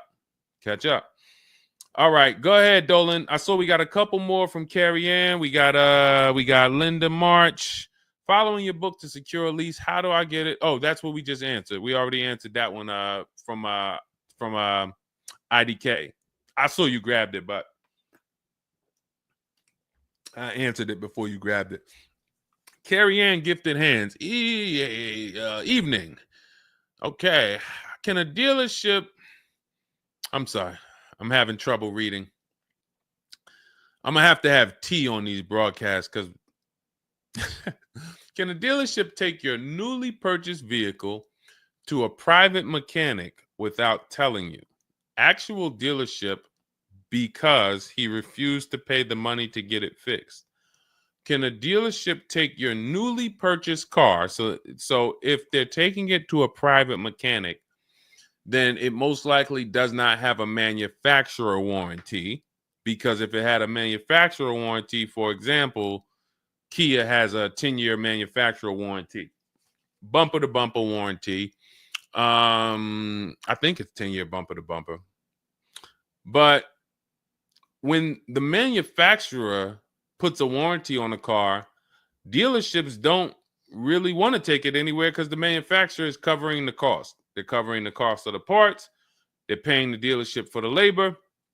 So it sounds to me like you got a pre-owned car and it was newly purchased to you, but it doesn't have a warranty. So they may have offered you some form of warranty. Maybe they put something in writing, and whenever you buy a car, you should have something in writing on the buyer's order. This is why we have a whole step in my book for paperwork and protection. That's step 6, because you need to have certain things in writing before you actually take delivery or pick up. But it sounds like they probably had an in-house warranty, like, hey, if you come back, you got 30 days or 3,000 miles, or you got 90 days, and if anything goes wrong, just come on, bring it back. And now you brought it back because you had an issue, and they're looking and saying, well, our guys can't fix the issue, or we don't want to pay our guys to fix it. We're going to pay, this guy over here, and he's going to fix it. He can do that because there's nothing in writing that says he can't do that. And she said, correct. Ask me how I know. I swear, the reason why I invite you into my world, guys, is because everything that you think is complex is totally normal for us. That's a crazy situation for you. I can tell you exactly what's going on because I've seen this situation for the last 20 years. So when you're coming into our world, it's like, wow, this guy really knows. I see why he can kind of keep me calm, because this stuff is calm for me. That's where I want you. It's like being with somebody and you're going into a scary situation, but they've been here 200 times. Oh, it's dark back there. No, nothing ever comes from back there. When we get up here, you're going to hear some sounds in the bush, but that's just little raccoons and they're harmless. They actually like, oh, okay. You start to get more comfortable because the other person has been here a lot. So there's nothing in writing that says he can't do that. But if it is in writing that he needs to fix the issue, that's really all you care about. What's really in writing is you need to fix this. How you fix it and who you get to fix it, that's your internal business. If you want to take it and outsource it to another mechanic because your mechanic can't figure it out, that's fine. Some dealers have a relationship with a dealer up the road. So if, a used car dealer might take it to a Subaru dealer if it's a Subaru, and they might, but their thing is they need to get it fixed because they're obligated. You said just purchased it, went back into the shop 2 weeks later, still did not have it back. Exactly. So they're going to try to do everything possible to get it fixed. And that may include taking it to someone who they think can fix it. Now, I assume, are your payments due? Did you start a loan? Because this is different if you have a loan and you have my car and I have a payment due in 2 weeks or 3 weeks or 1 week. And if my payment is due, then I'm going to actually wait probably 1 month. And if I don't have anything in writing of when I'm getting this car back, then I'm going to make a police report. And because now I'm getting ready to either unravel this deal. You got to give me a car. I need to, and watch this. Why the police report? It's to document what's happening. First of all, people don't like to see police pull up to their, it's leased. It's a brand new car.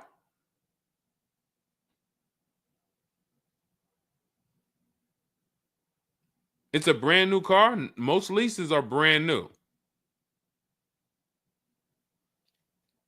In which case, a private mechanic shouldn't be working on a brand new. No, it's used. That's another reason we don't lease used cars. That's uncommon. See, that's what I was saying. Leasing used cars is very uncommon. No competition, warranty issues. This is why it's not a mainstream thing. And this is why it's not something that I recommend. But I don't say it's not possible. Because when people say, oh, Deshone, could you lease a used car? I'm not going to say, no, you can't. But what I'm going to say is we don't. Now, you have is there a warranty in writing? Did they write something on, because now you pretty much have a payment on a car that's used. That what is the warranty? What did they put in writing that they would cover if something went wrong? They had to put something in writing because they're covering it now. You know, or they have to fill some form of obligation. You paid 2 payments, but what warranty did they give you? Was it a certified car? Because that would give you a year warranty from the manufacturer. But again, I don't think you have a manufacturer warranty. In fact, I almost know you don't, because they wouldn't be taking it to a private mechanic if it had a manufacturer warranty.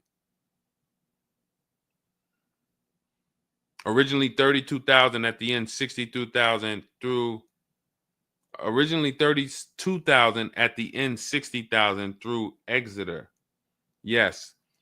Well, I mean, originally 32,000. I don't know what you mean by that. Is that your mileage? I need to know. Did they put something in writing saying that they were giving you a warranty?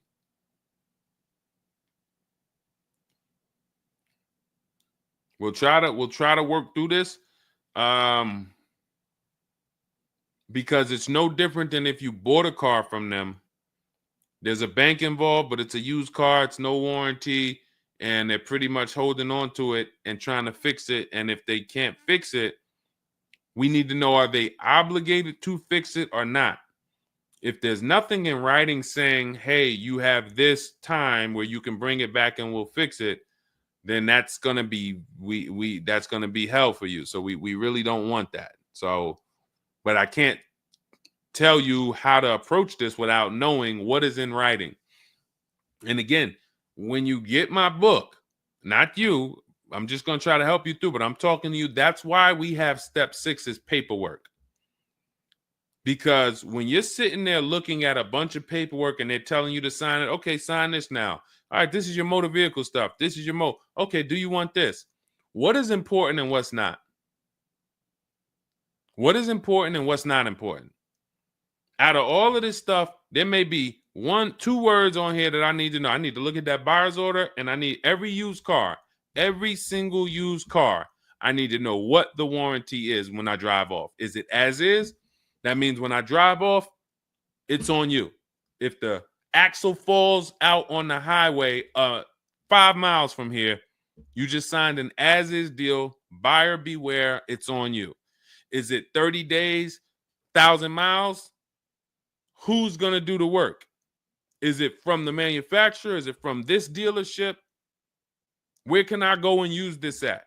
You got to come back here. Do I have to go? Is this a nationwide warranty? I need to know what is covered on this paperwork so that I don't end up in a situation that we're trying to get out of right now. The warranty is through portfolio protection.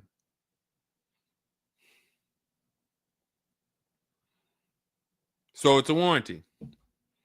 May not be a good one, but it's a warranty. So if there's a warranty, that means they're obligated to fix it. And if they're taking too long to fix it, and I have a payment, did they put you in a loaner car? Are you driving now? What are you driving now? If I bought a car with a warranty and then it had problems, I dropped it back off to the dealership and they had it for 2 weeks, and I have payments I'm still making on it, I just got it and it's in the shop, I'm not going to let that car stay in the shop more than 30 days with no car. I'm in a loaner. Okay, so you got to just chill out. You got to just chill out. Hopefully the loaner is as nice as the car you got. And if the car and if that's the case, then you just chill out. It's not a mainstream program you're in. It's like a black market program. That's the best way I could describe it. These companies that lease used cars, it's a black market kind of behind. It's not a mainstream thing. That's why all of these companies are small or like very little known name companies. They could go out of business. Nobody knew. Who the heck were they? Nobody knew. portfolio such and such went out of business. I never even heard of them. Who are they? Because they operate in the black market back there. So the general manager refused to pay the $4,300 for the corrosion on an important part. Again, what's your payment on the car? I just want to, I think this is a valuable lesson. They've had my van since from June 19th. Oh, they've had the van for that long?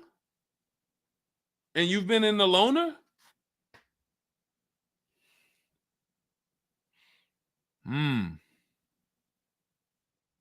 Holy crap.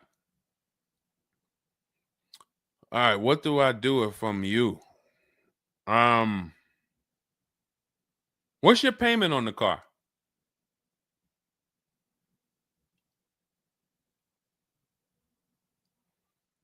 Company had your car for months. You leased it, dropped it off because it was having problems. They've had it for months and can't fix it. And you're paying $775 a month. What kind of vehicle is this? What kind of vehicle is this that we're paying $775 a month for?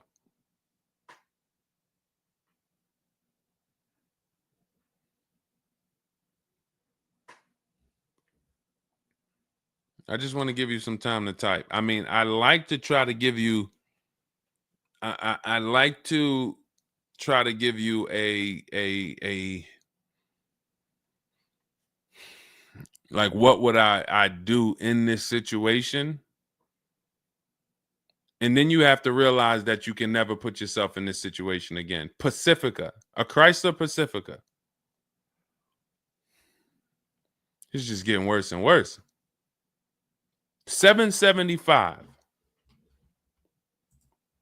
Do you know what you could be driving for $775?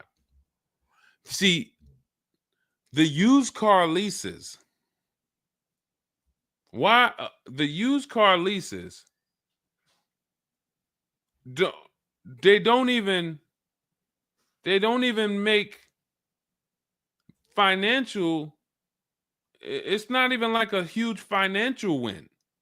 If you'd have told me I'm driving a Chrysler Pacifica and it's $300 a month, $250 a month, then I'd said, okay, well, maybe they're giving you a stupid deal. But I could show you 5 cars for $775 a month that are $80,000 and $90,000 cars, brand new cars.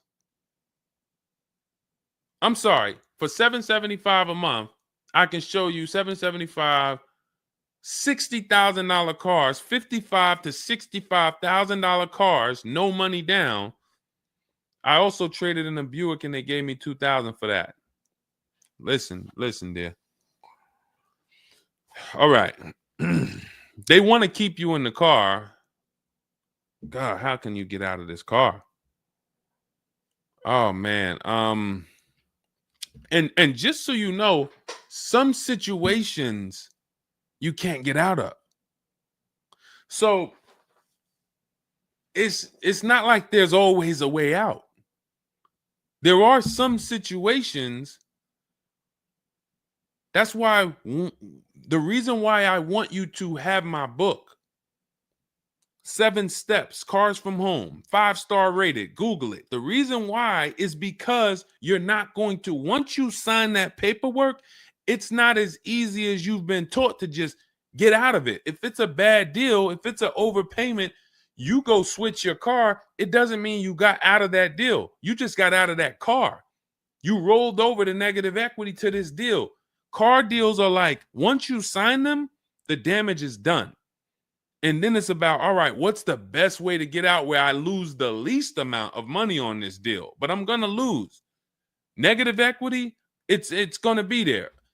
So it's much better to arm yourself beforehand than to say, all right, I'm in this situation now. How do I get out of it?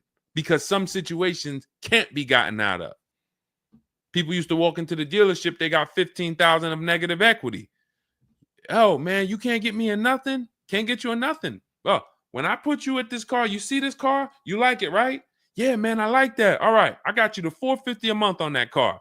That's a good payment. Absolutely, man. Come on, I'll take that right now. Okay, now let's bring your $14,000 of negative equity over.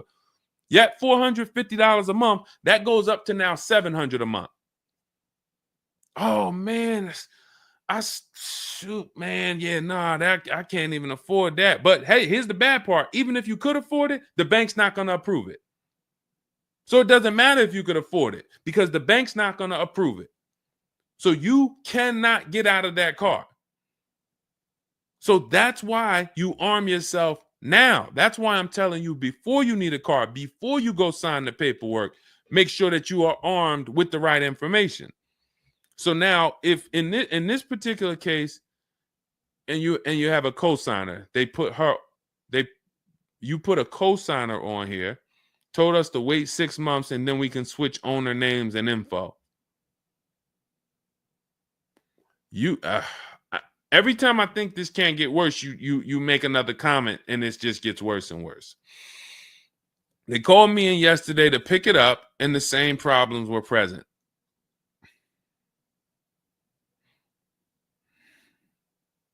Good Lord. I'm almost stumped. Okay. All right. All right. You need to find out how many miles are on this car? How many miles are on this car? This is not a good situation. So that's why it's harder. And what I'm about to tell you, it might not even work. You may just be stuck in it. I'm trying to see if we can slice it any way possible to give you some form of solution. But if they keep giving you the car back, same issues, 60,000 miles on the car. Okay, so what I would do is you call and get the payoff. It's gonna be low. I mean, it's gonna be high. Call and get the payoff because your payment $775. I'm trying to see if you can sell your way out of it. Can you do a lemon law on a used car?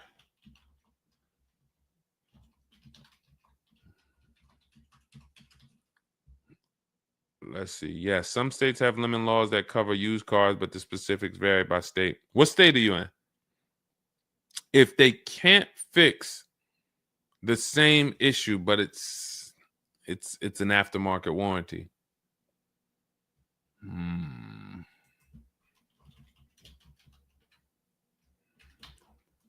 What state are you in?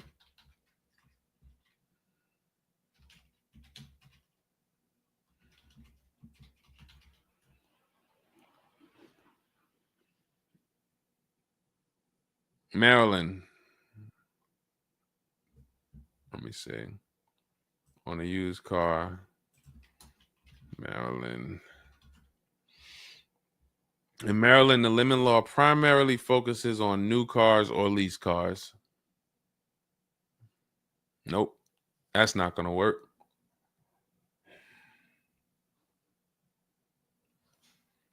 Jeez. I'm gonna be real with you. You could shoot me an email. I don't know if you can get out of this. You know, a contract is binding. You signed a contract. And let me tell you this. I don't know if you can get out of this without losing. You could just stop paying the car, have a repo on your credit. A lot of people will do that. I'm going to drop this car off, take your car back, voluntary repo, credits tore up. Not a good solution. It's going to cripple you from moving forward with cars. It's going to make it hard for you to get your next car. And then when you get a car, it's going to make that deal is going to be bad. Geez, how long is the lease? So this is just for those of you who are just joining us. We have this young lady got she leased a used car. Don't do this. And again, I'd like you to email me. Maybe I'll think of something that will come up as a solution. But you know, I trust you're gonna learn from this. It sucks. It's a horrible situation, and it's evidence of how bad certain bad structures can be. Because and again, I know some of you who've joined me for a long time, you may be used to, well, Deshone has a solution for everything. Not everything. There's times where you are too buried, and the only thing that will heal the wounds is time. That's the only thing. The deal is done. You have to pay down the deal. And then in a year, 2 years, you might be able you might be able to make a move, but you have to suck it up, bite the bullet, and we might be able to lean on them to get the car fixed. 78 payments. How? You said you leased it. This is a loan then. This isn't a lease then. 78 payments. You're in an 80-month loan on a Chrysler Pacifica paying $775 a month. It's not a lease, that's a loan, and it's 8 years that it's 7 years. 7-year loan.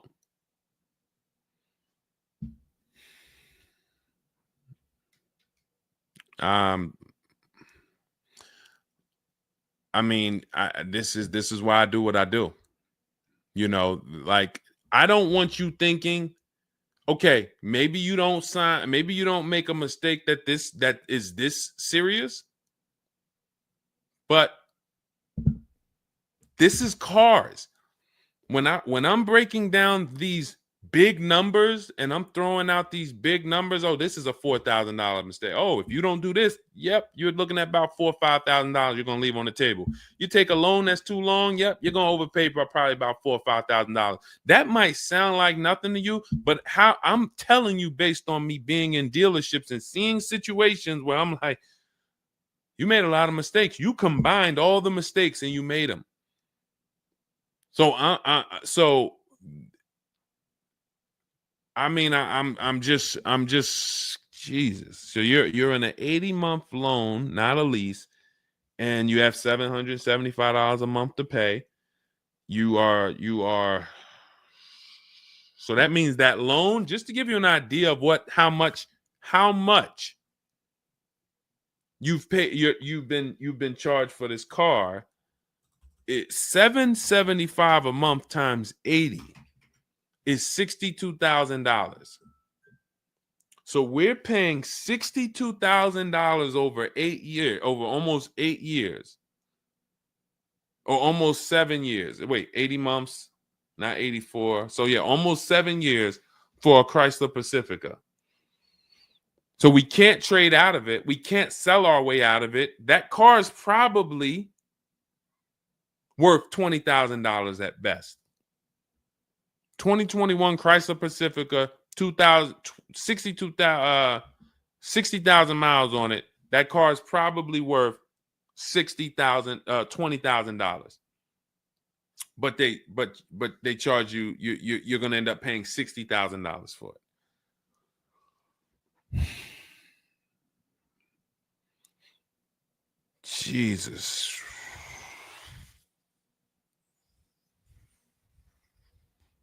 Most people will let the car go. Most people will let the car go. I don't. If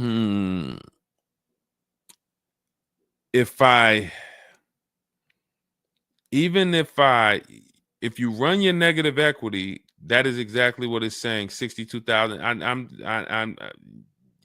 It's exactly what it's saying. $62,400 to be exact, including the $2,000 down payment.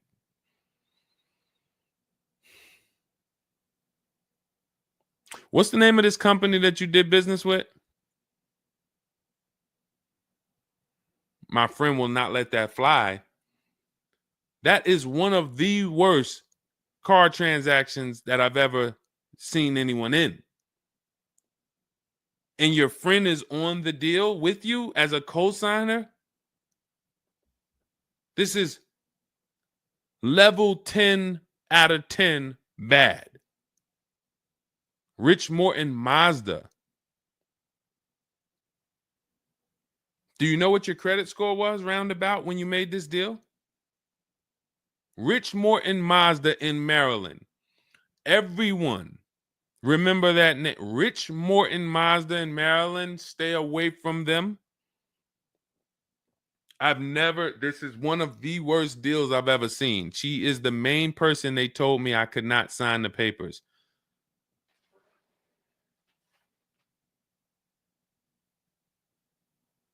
Oh. We wouldn't be friends anymore. Now, here's the truth. Nobody pulled the wool over anybody's eyes. We looked at these numbers. She didn't say to you, wait, these numbers look crazy. I'm not signing them. You're not getting this car. Both of you went in there and signed these deals. So let's I'm not even going to say she's the friend, but nobody's going to say, well, y'all tied me up and held a gun to my head and made me sign those numbers, and y'all didn't even read those numbers to me. So, but, jeez,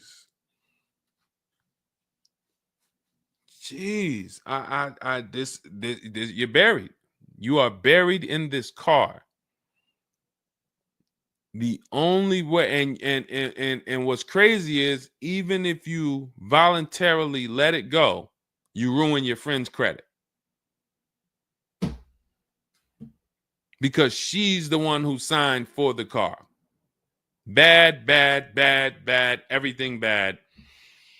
I wish there was a silver lining that I could think of. What I would do is I would find, you need to find out how upside down you are.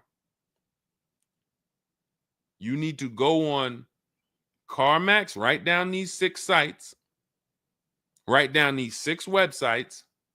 You need to go on CarMax, Driveway,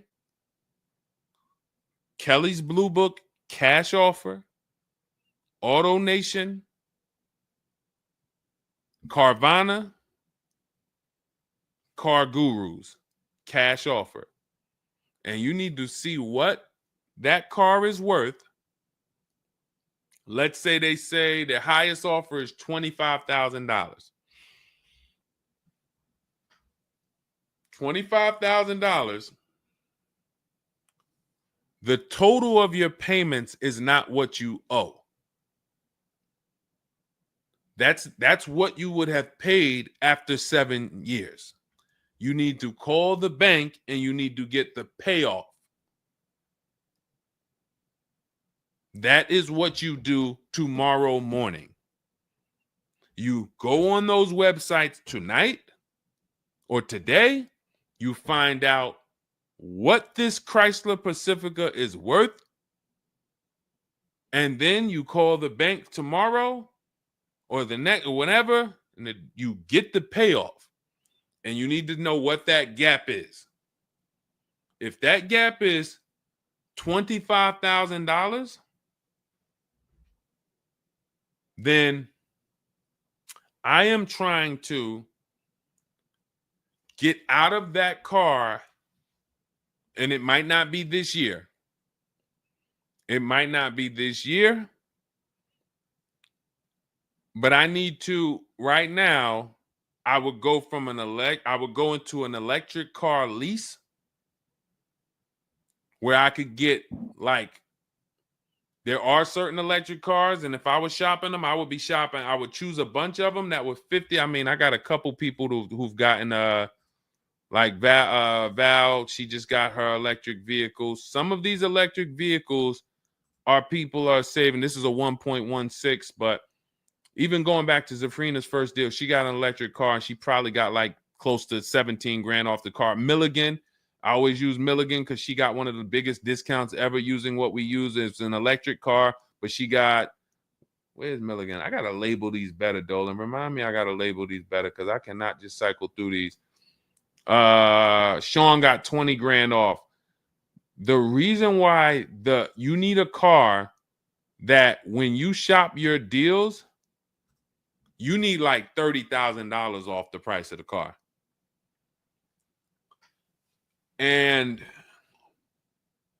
because right now you're paying a high payment and the car is worth nowhere near what you're paying.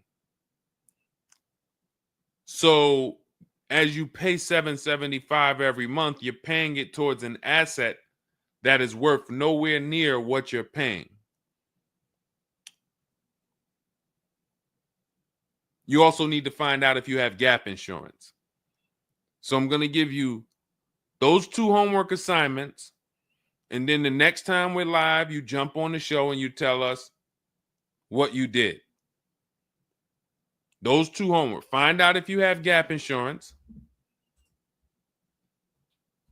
And then you need to get your payoff and go on those websites and get the cash offers and find out what the gap is. Because if the gap is $25,000, then what I'm doing is I'm shopping. If you listen,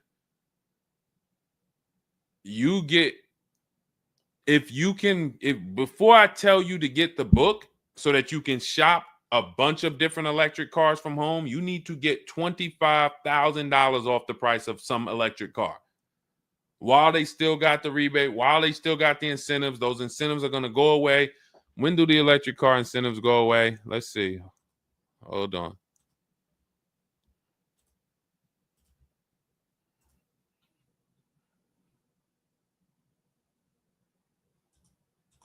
Hold on.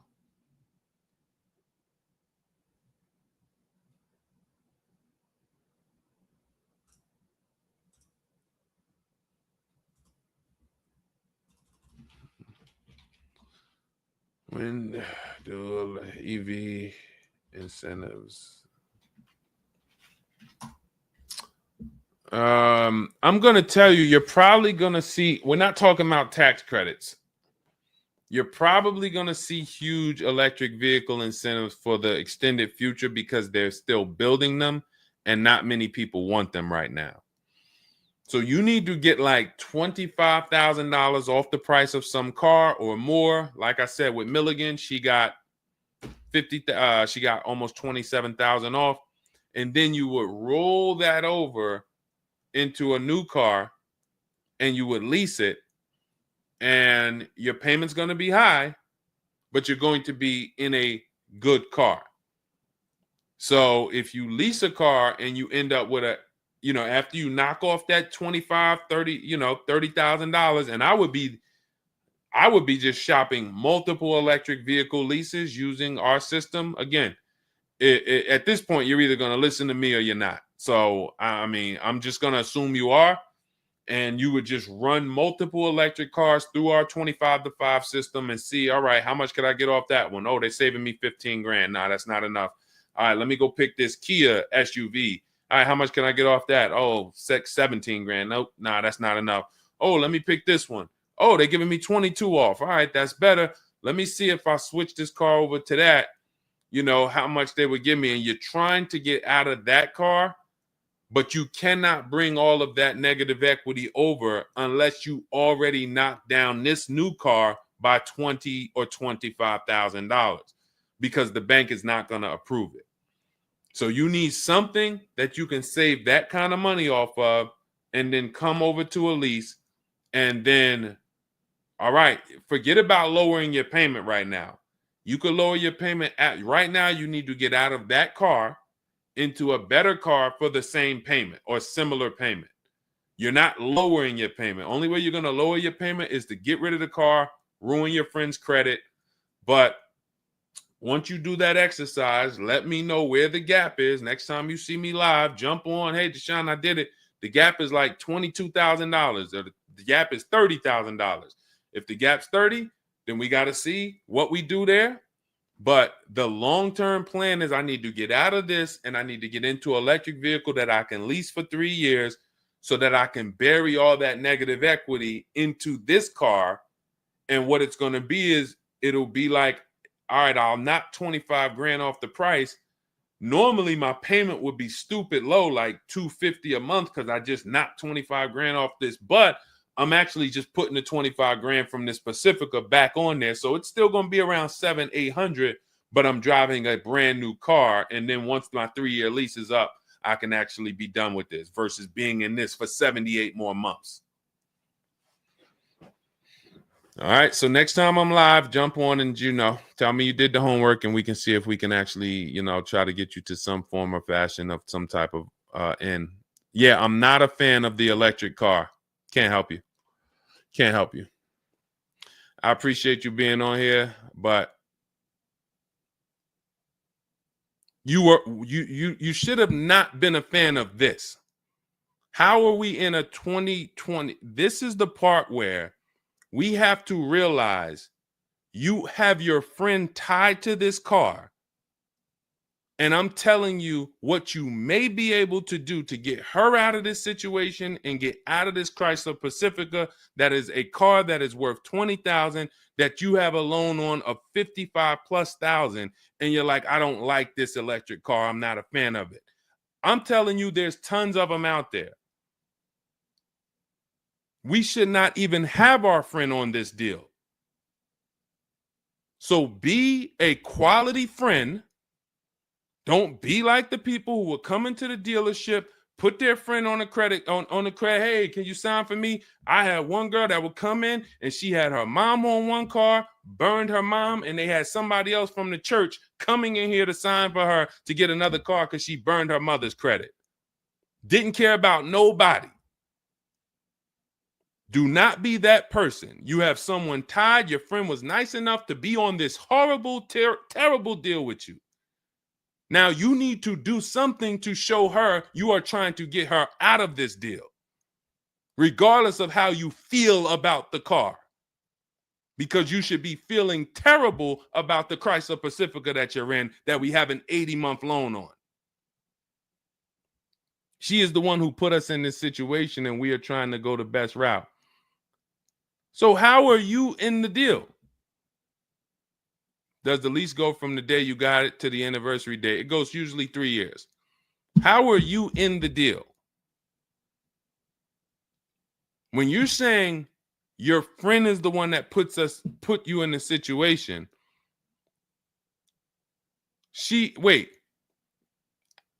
in one breath you're saying, believe it or not, she's the one who encouraged me to get it.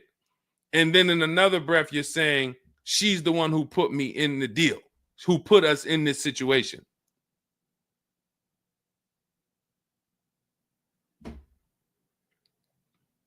I don't care who put you in the situation. It's a horrible situation. So if you want, that is the only solution, and it may not even work. So let me just be clear. Lots of people on the show, they seem to be very interested in your story. This is a very interesting story. There's not many times I had to jump on this show and hear something where I'm like, you're probably not going to end up with another car. You're probably going to be stuck in that car for at least 3 years, paying down the balance because you owe too much on it.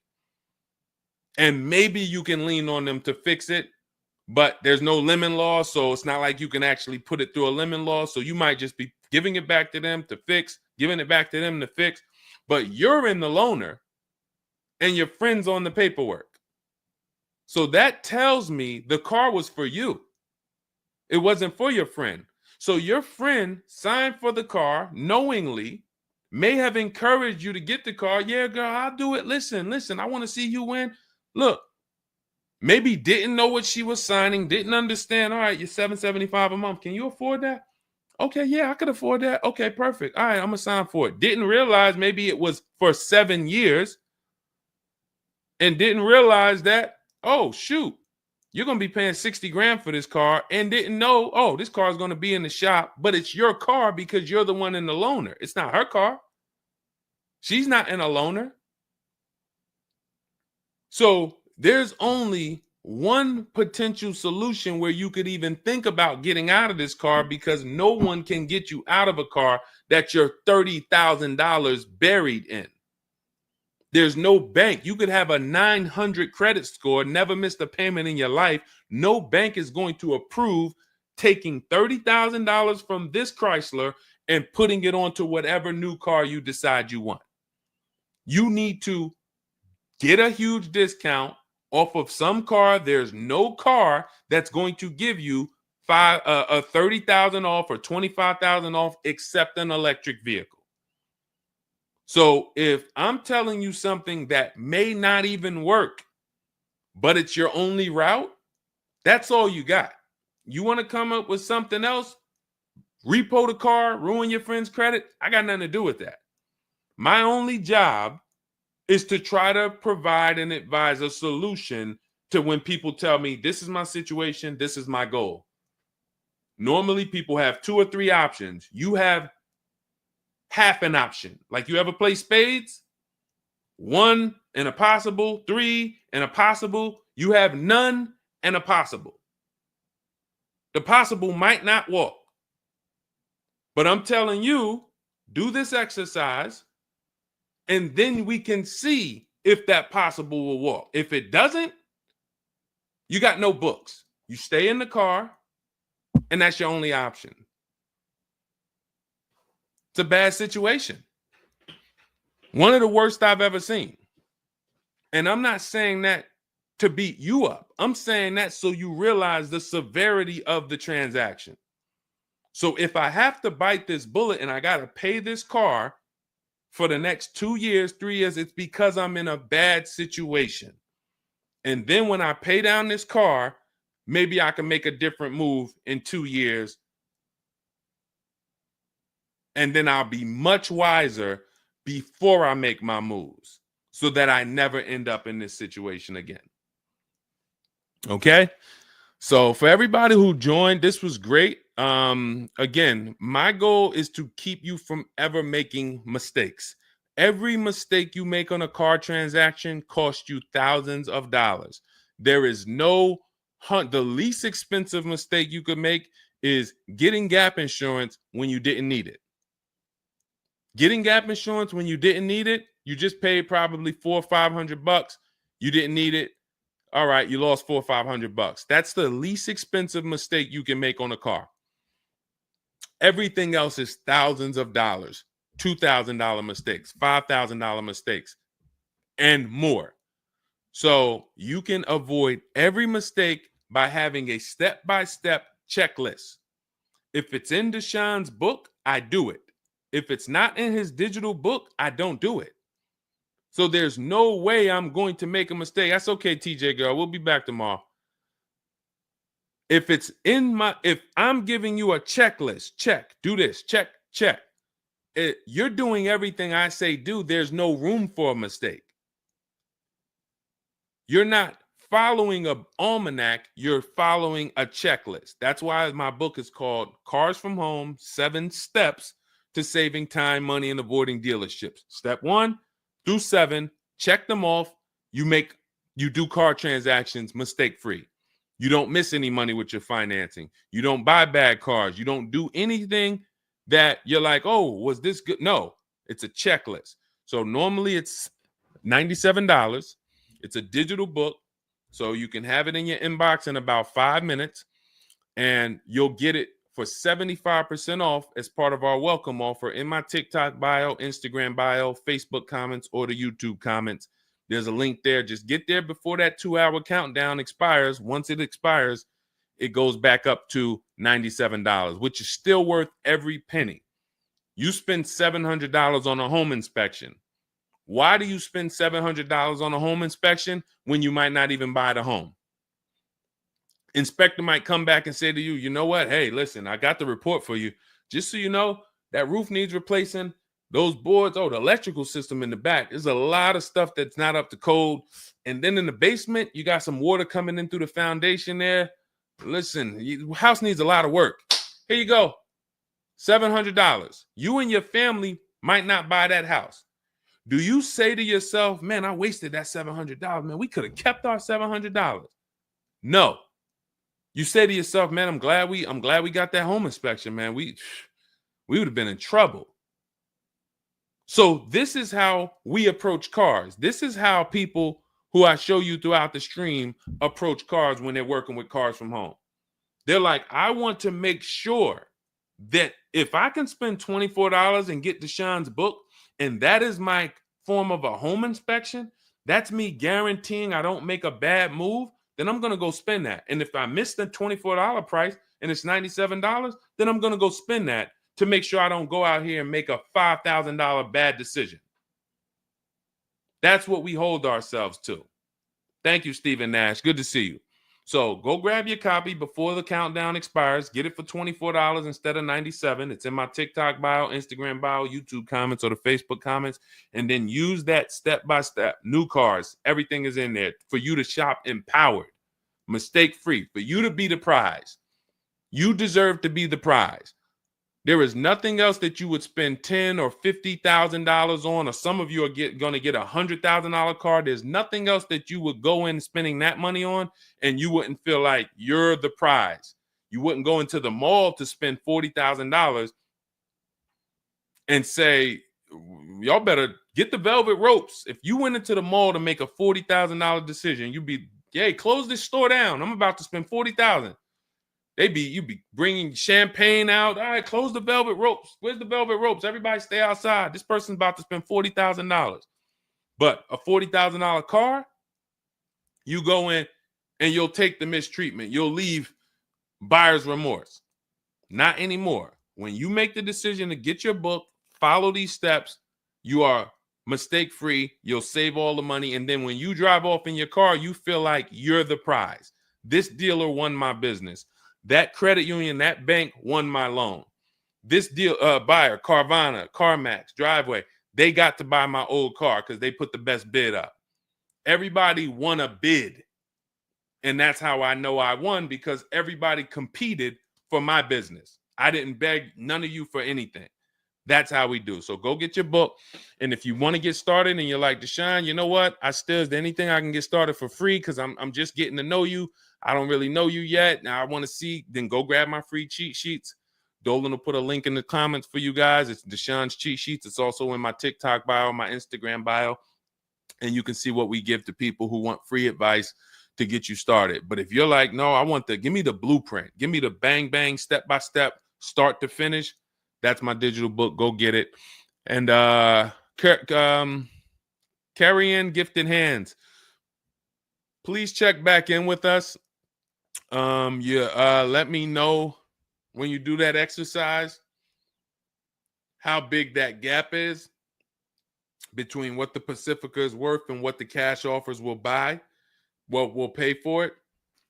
And then hopefully you can get to some solution. So I appreciate you sharing the story. I appreciate you being forthcoming, and certainly we'll wait to hear from you. Thank you everybody for joining us. We've been on here for almost 2.5 hours. It was a longer show, but I hope you all got a lot out of it. We talked a lot about all different things. Yeah, that's Denzel on the bookshelf. Absolutely. I got a lot of people on the bookshelf. I got Lucille Ball on the bookshelf. I got Miss Harriet Tubman on the bookshelf. Mr. Marcus Garvey. Who knows who that is?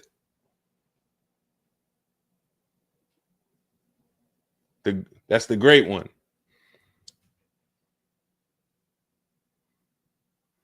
Y'all know what it is. I only have the greats around me. Alexis Chu, you don't know who that was? Who could tell Alexis who that last person was? Man, you better get up on the honeymooners. Yep, that was, yes, TJ girl. Yep, Jackie Gleason. Yep, that is right. The great one. So yeah. So yes, so it was a pleasure. We'll be back. We'll be back for another show. When you see us, jump on, get your questions answered. For those of you who have my book, I want to thank you. Shout out to I saw a couple people say they grabbed their book and they were using they were ready to use it. I would get the paperwork through email, never received it. I need your help. I bought 2 brand new cars. I was told I would get the paperwork by email, never received it. So call the dealership. Call it. You bought 2 brand new cars. You said you would get the paperwork by email. You never received it. Call the dealership and, hey, where's my paperwork? Ask for the finance manager. Where's my paperwork? That's what you do. All right. So, all right. I'll let everybody go. I'm tired. I can't even get myself together. This is, I'm gonna jump off and we'll be back. We'll be back for another show. Make sure you get your book in my TikTok bio, Instagram bio, the comments, or the Facebook comments or the YouTube comments, and I'll see y'all on another show. All right. God bless you.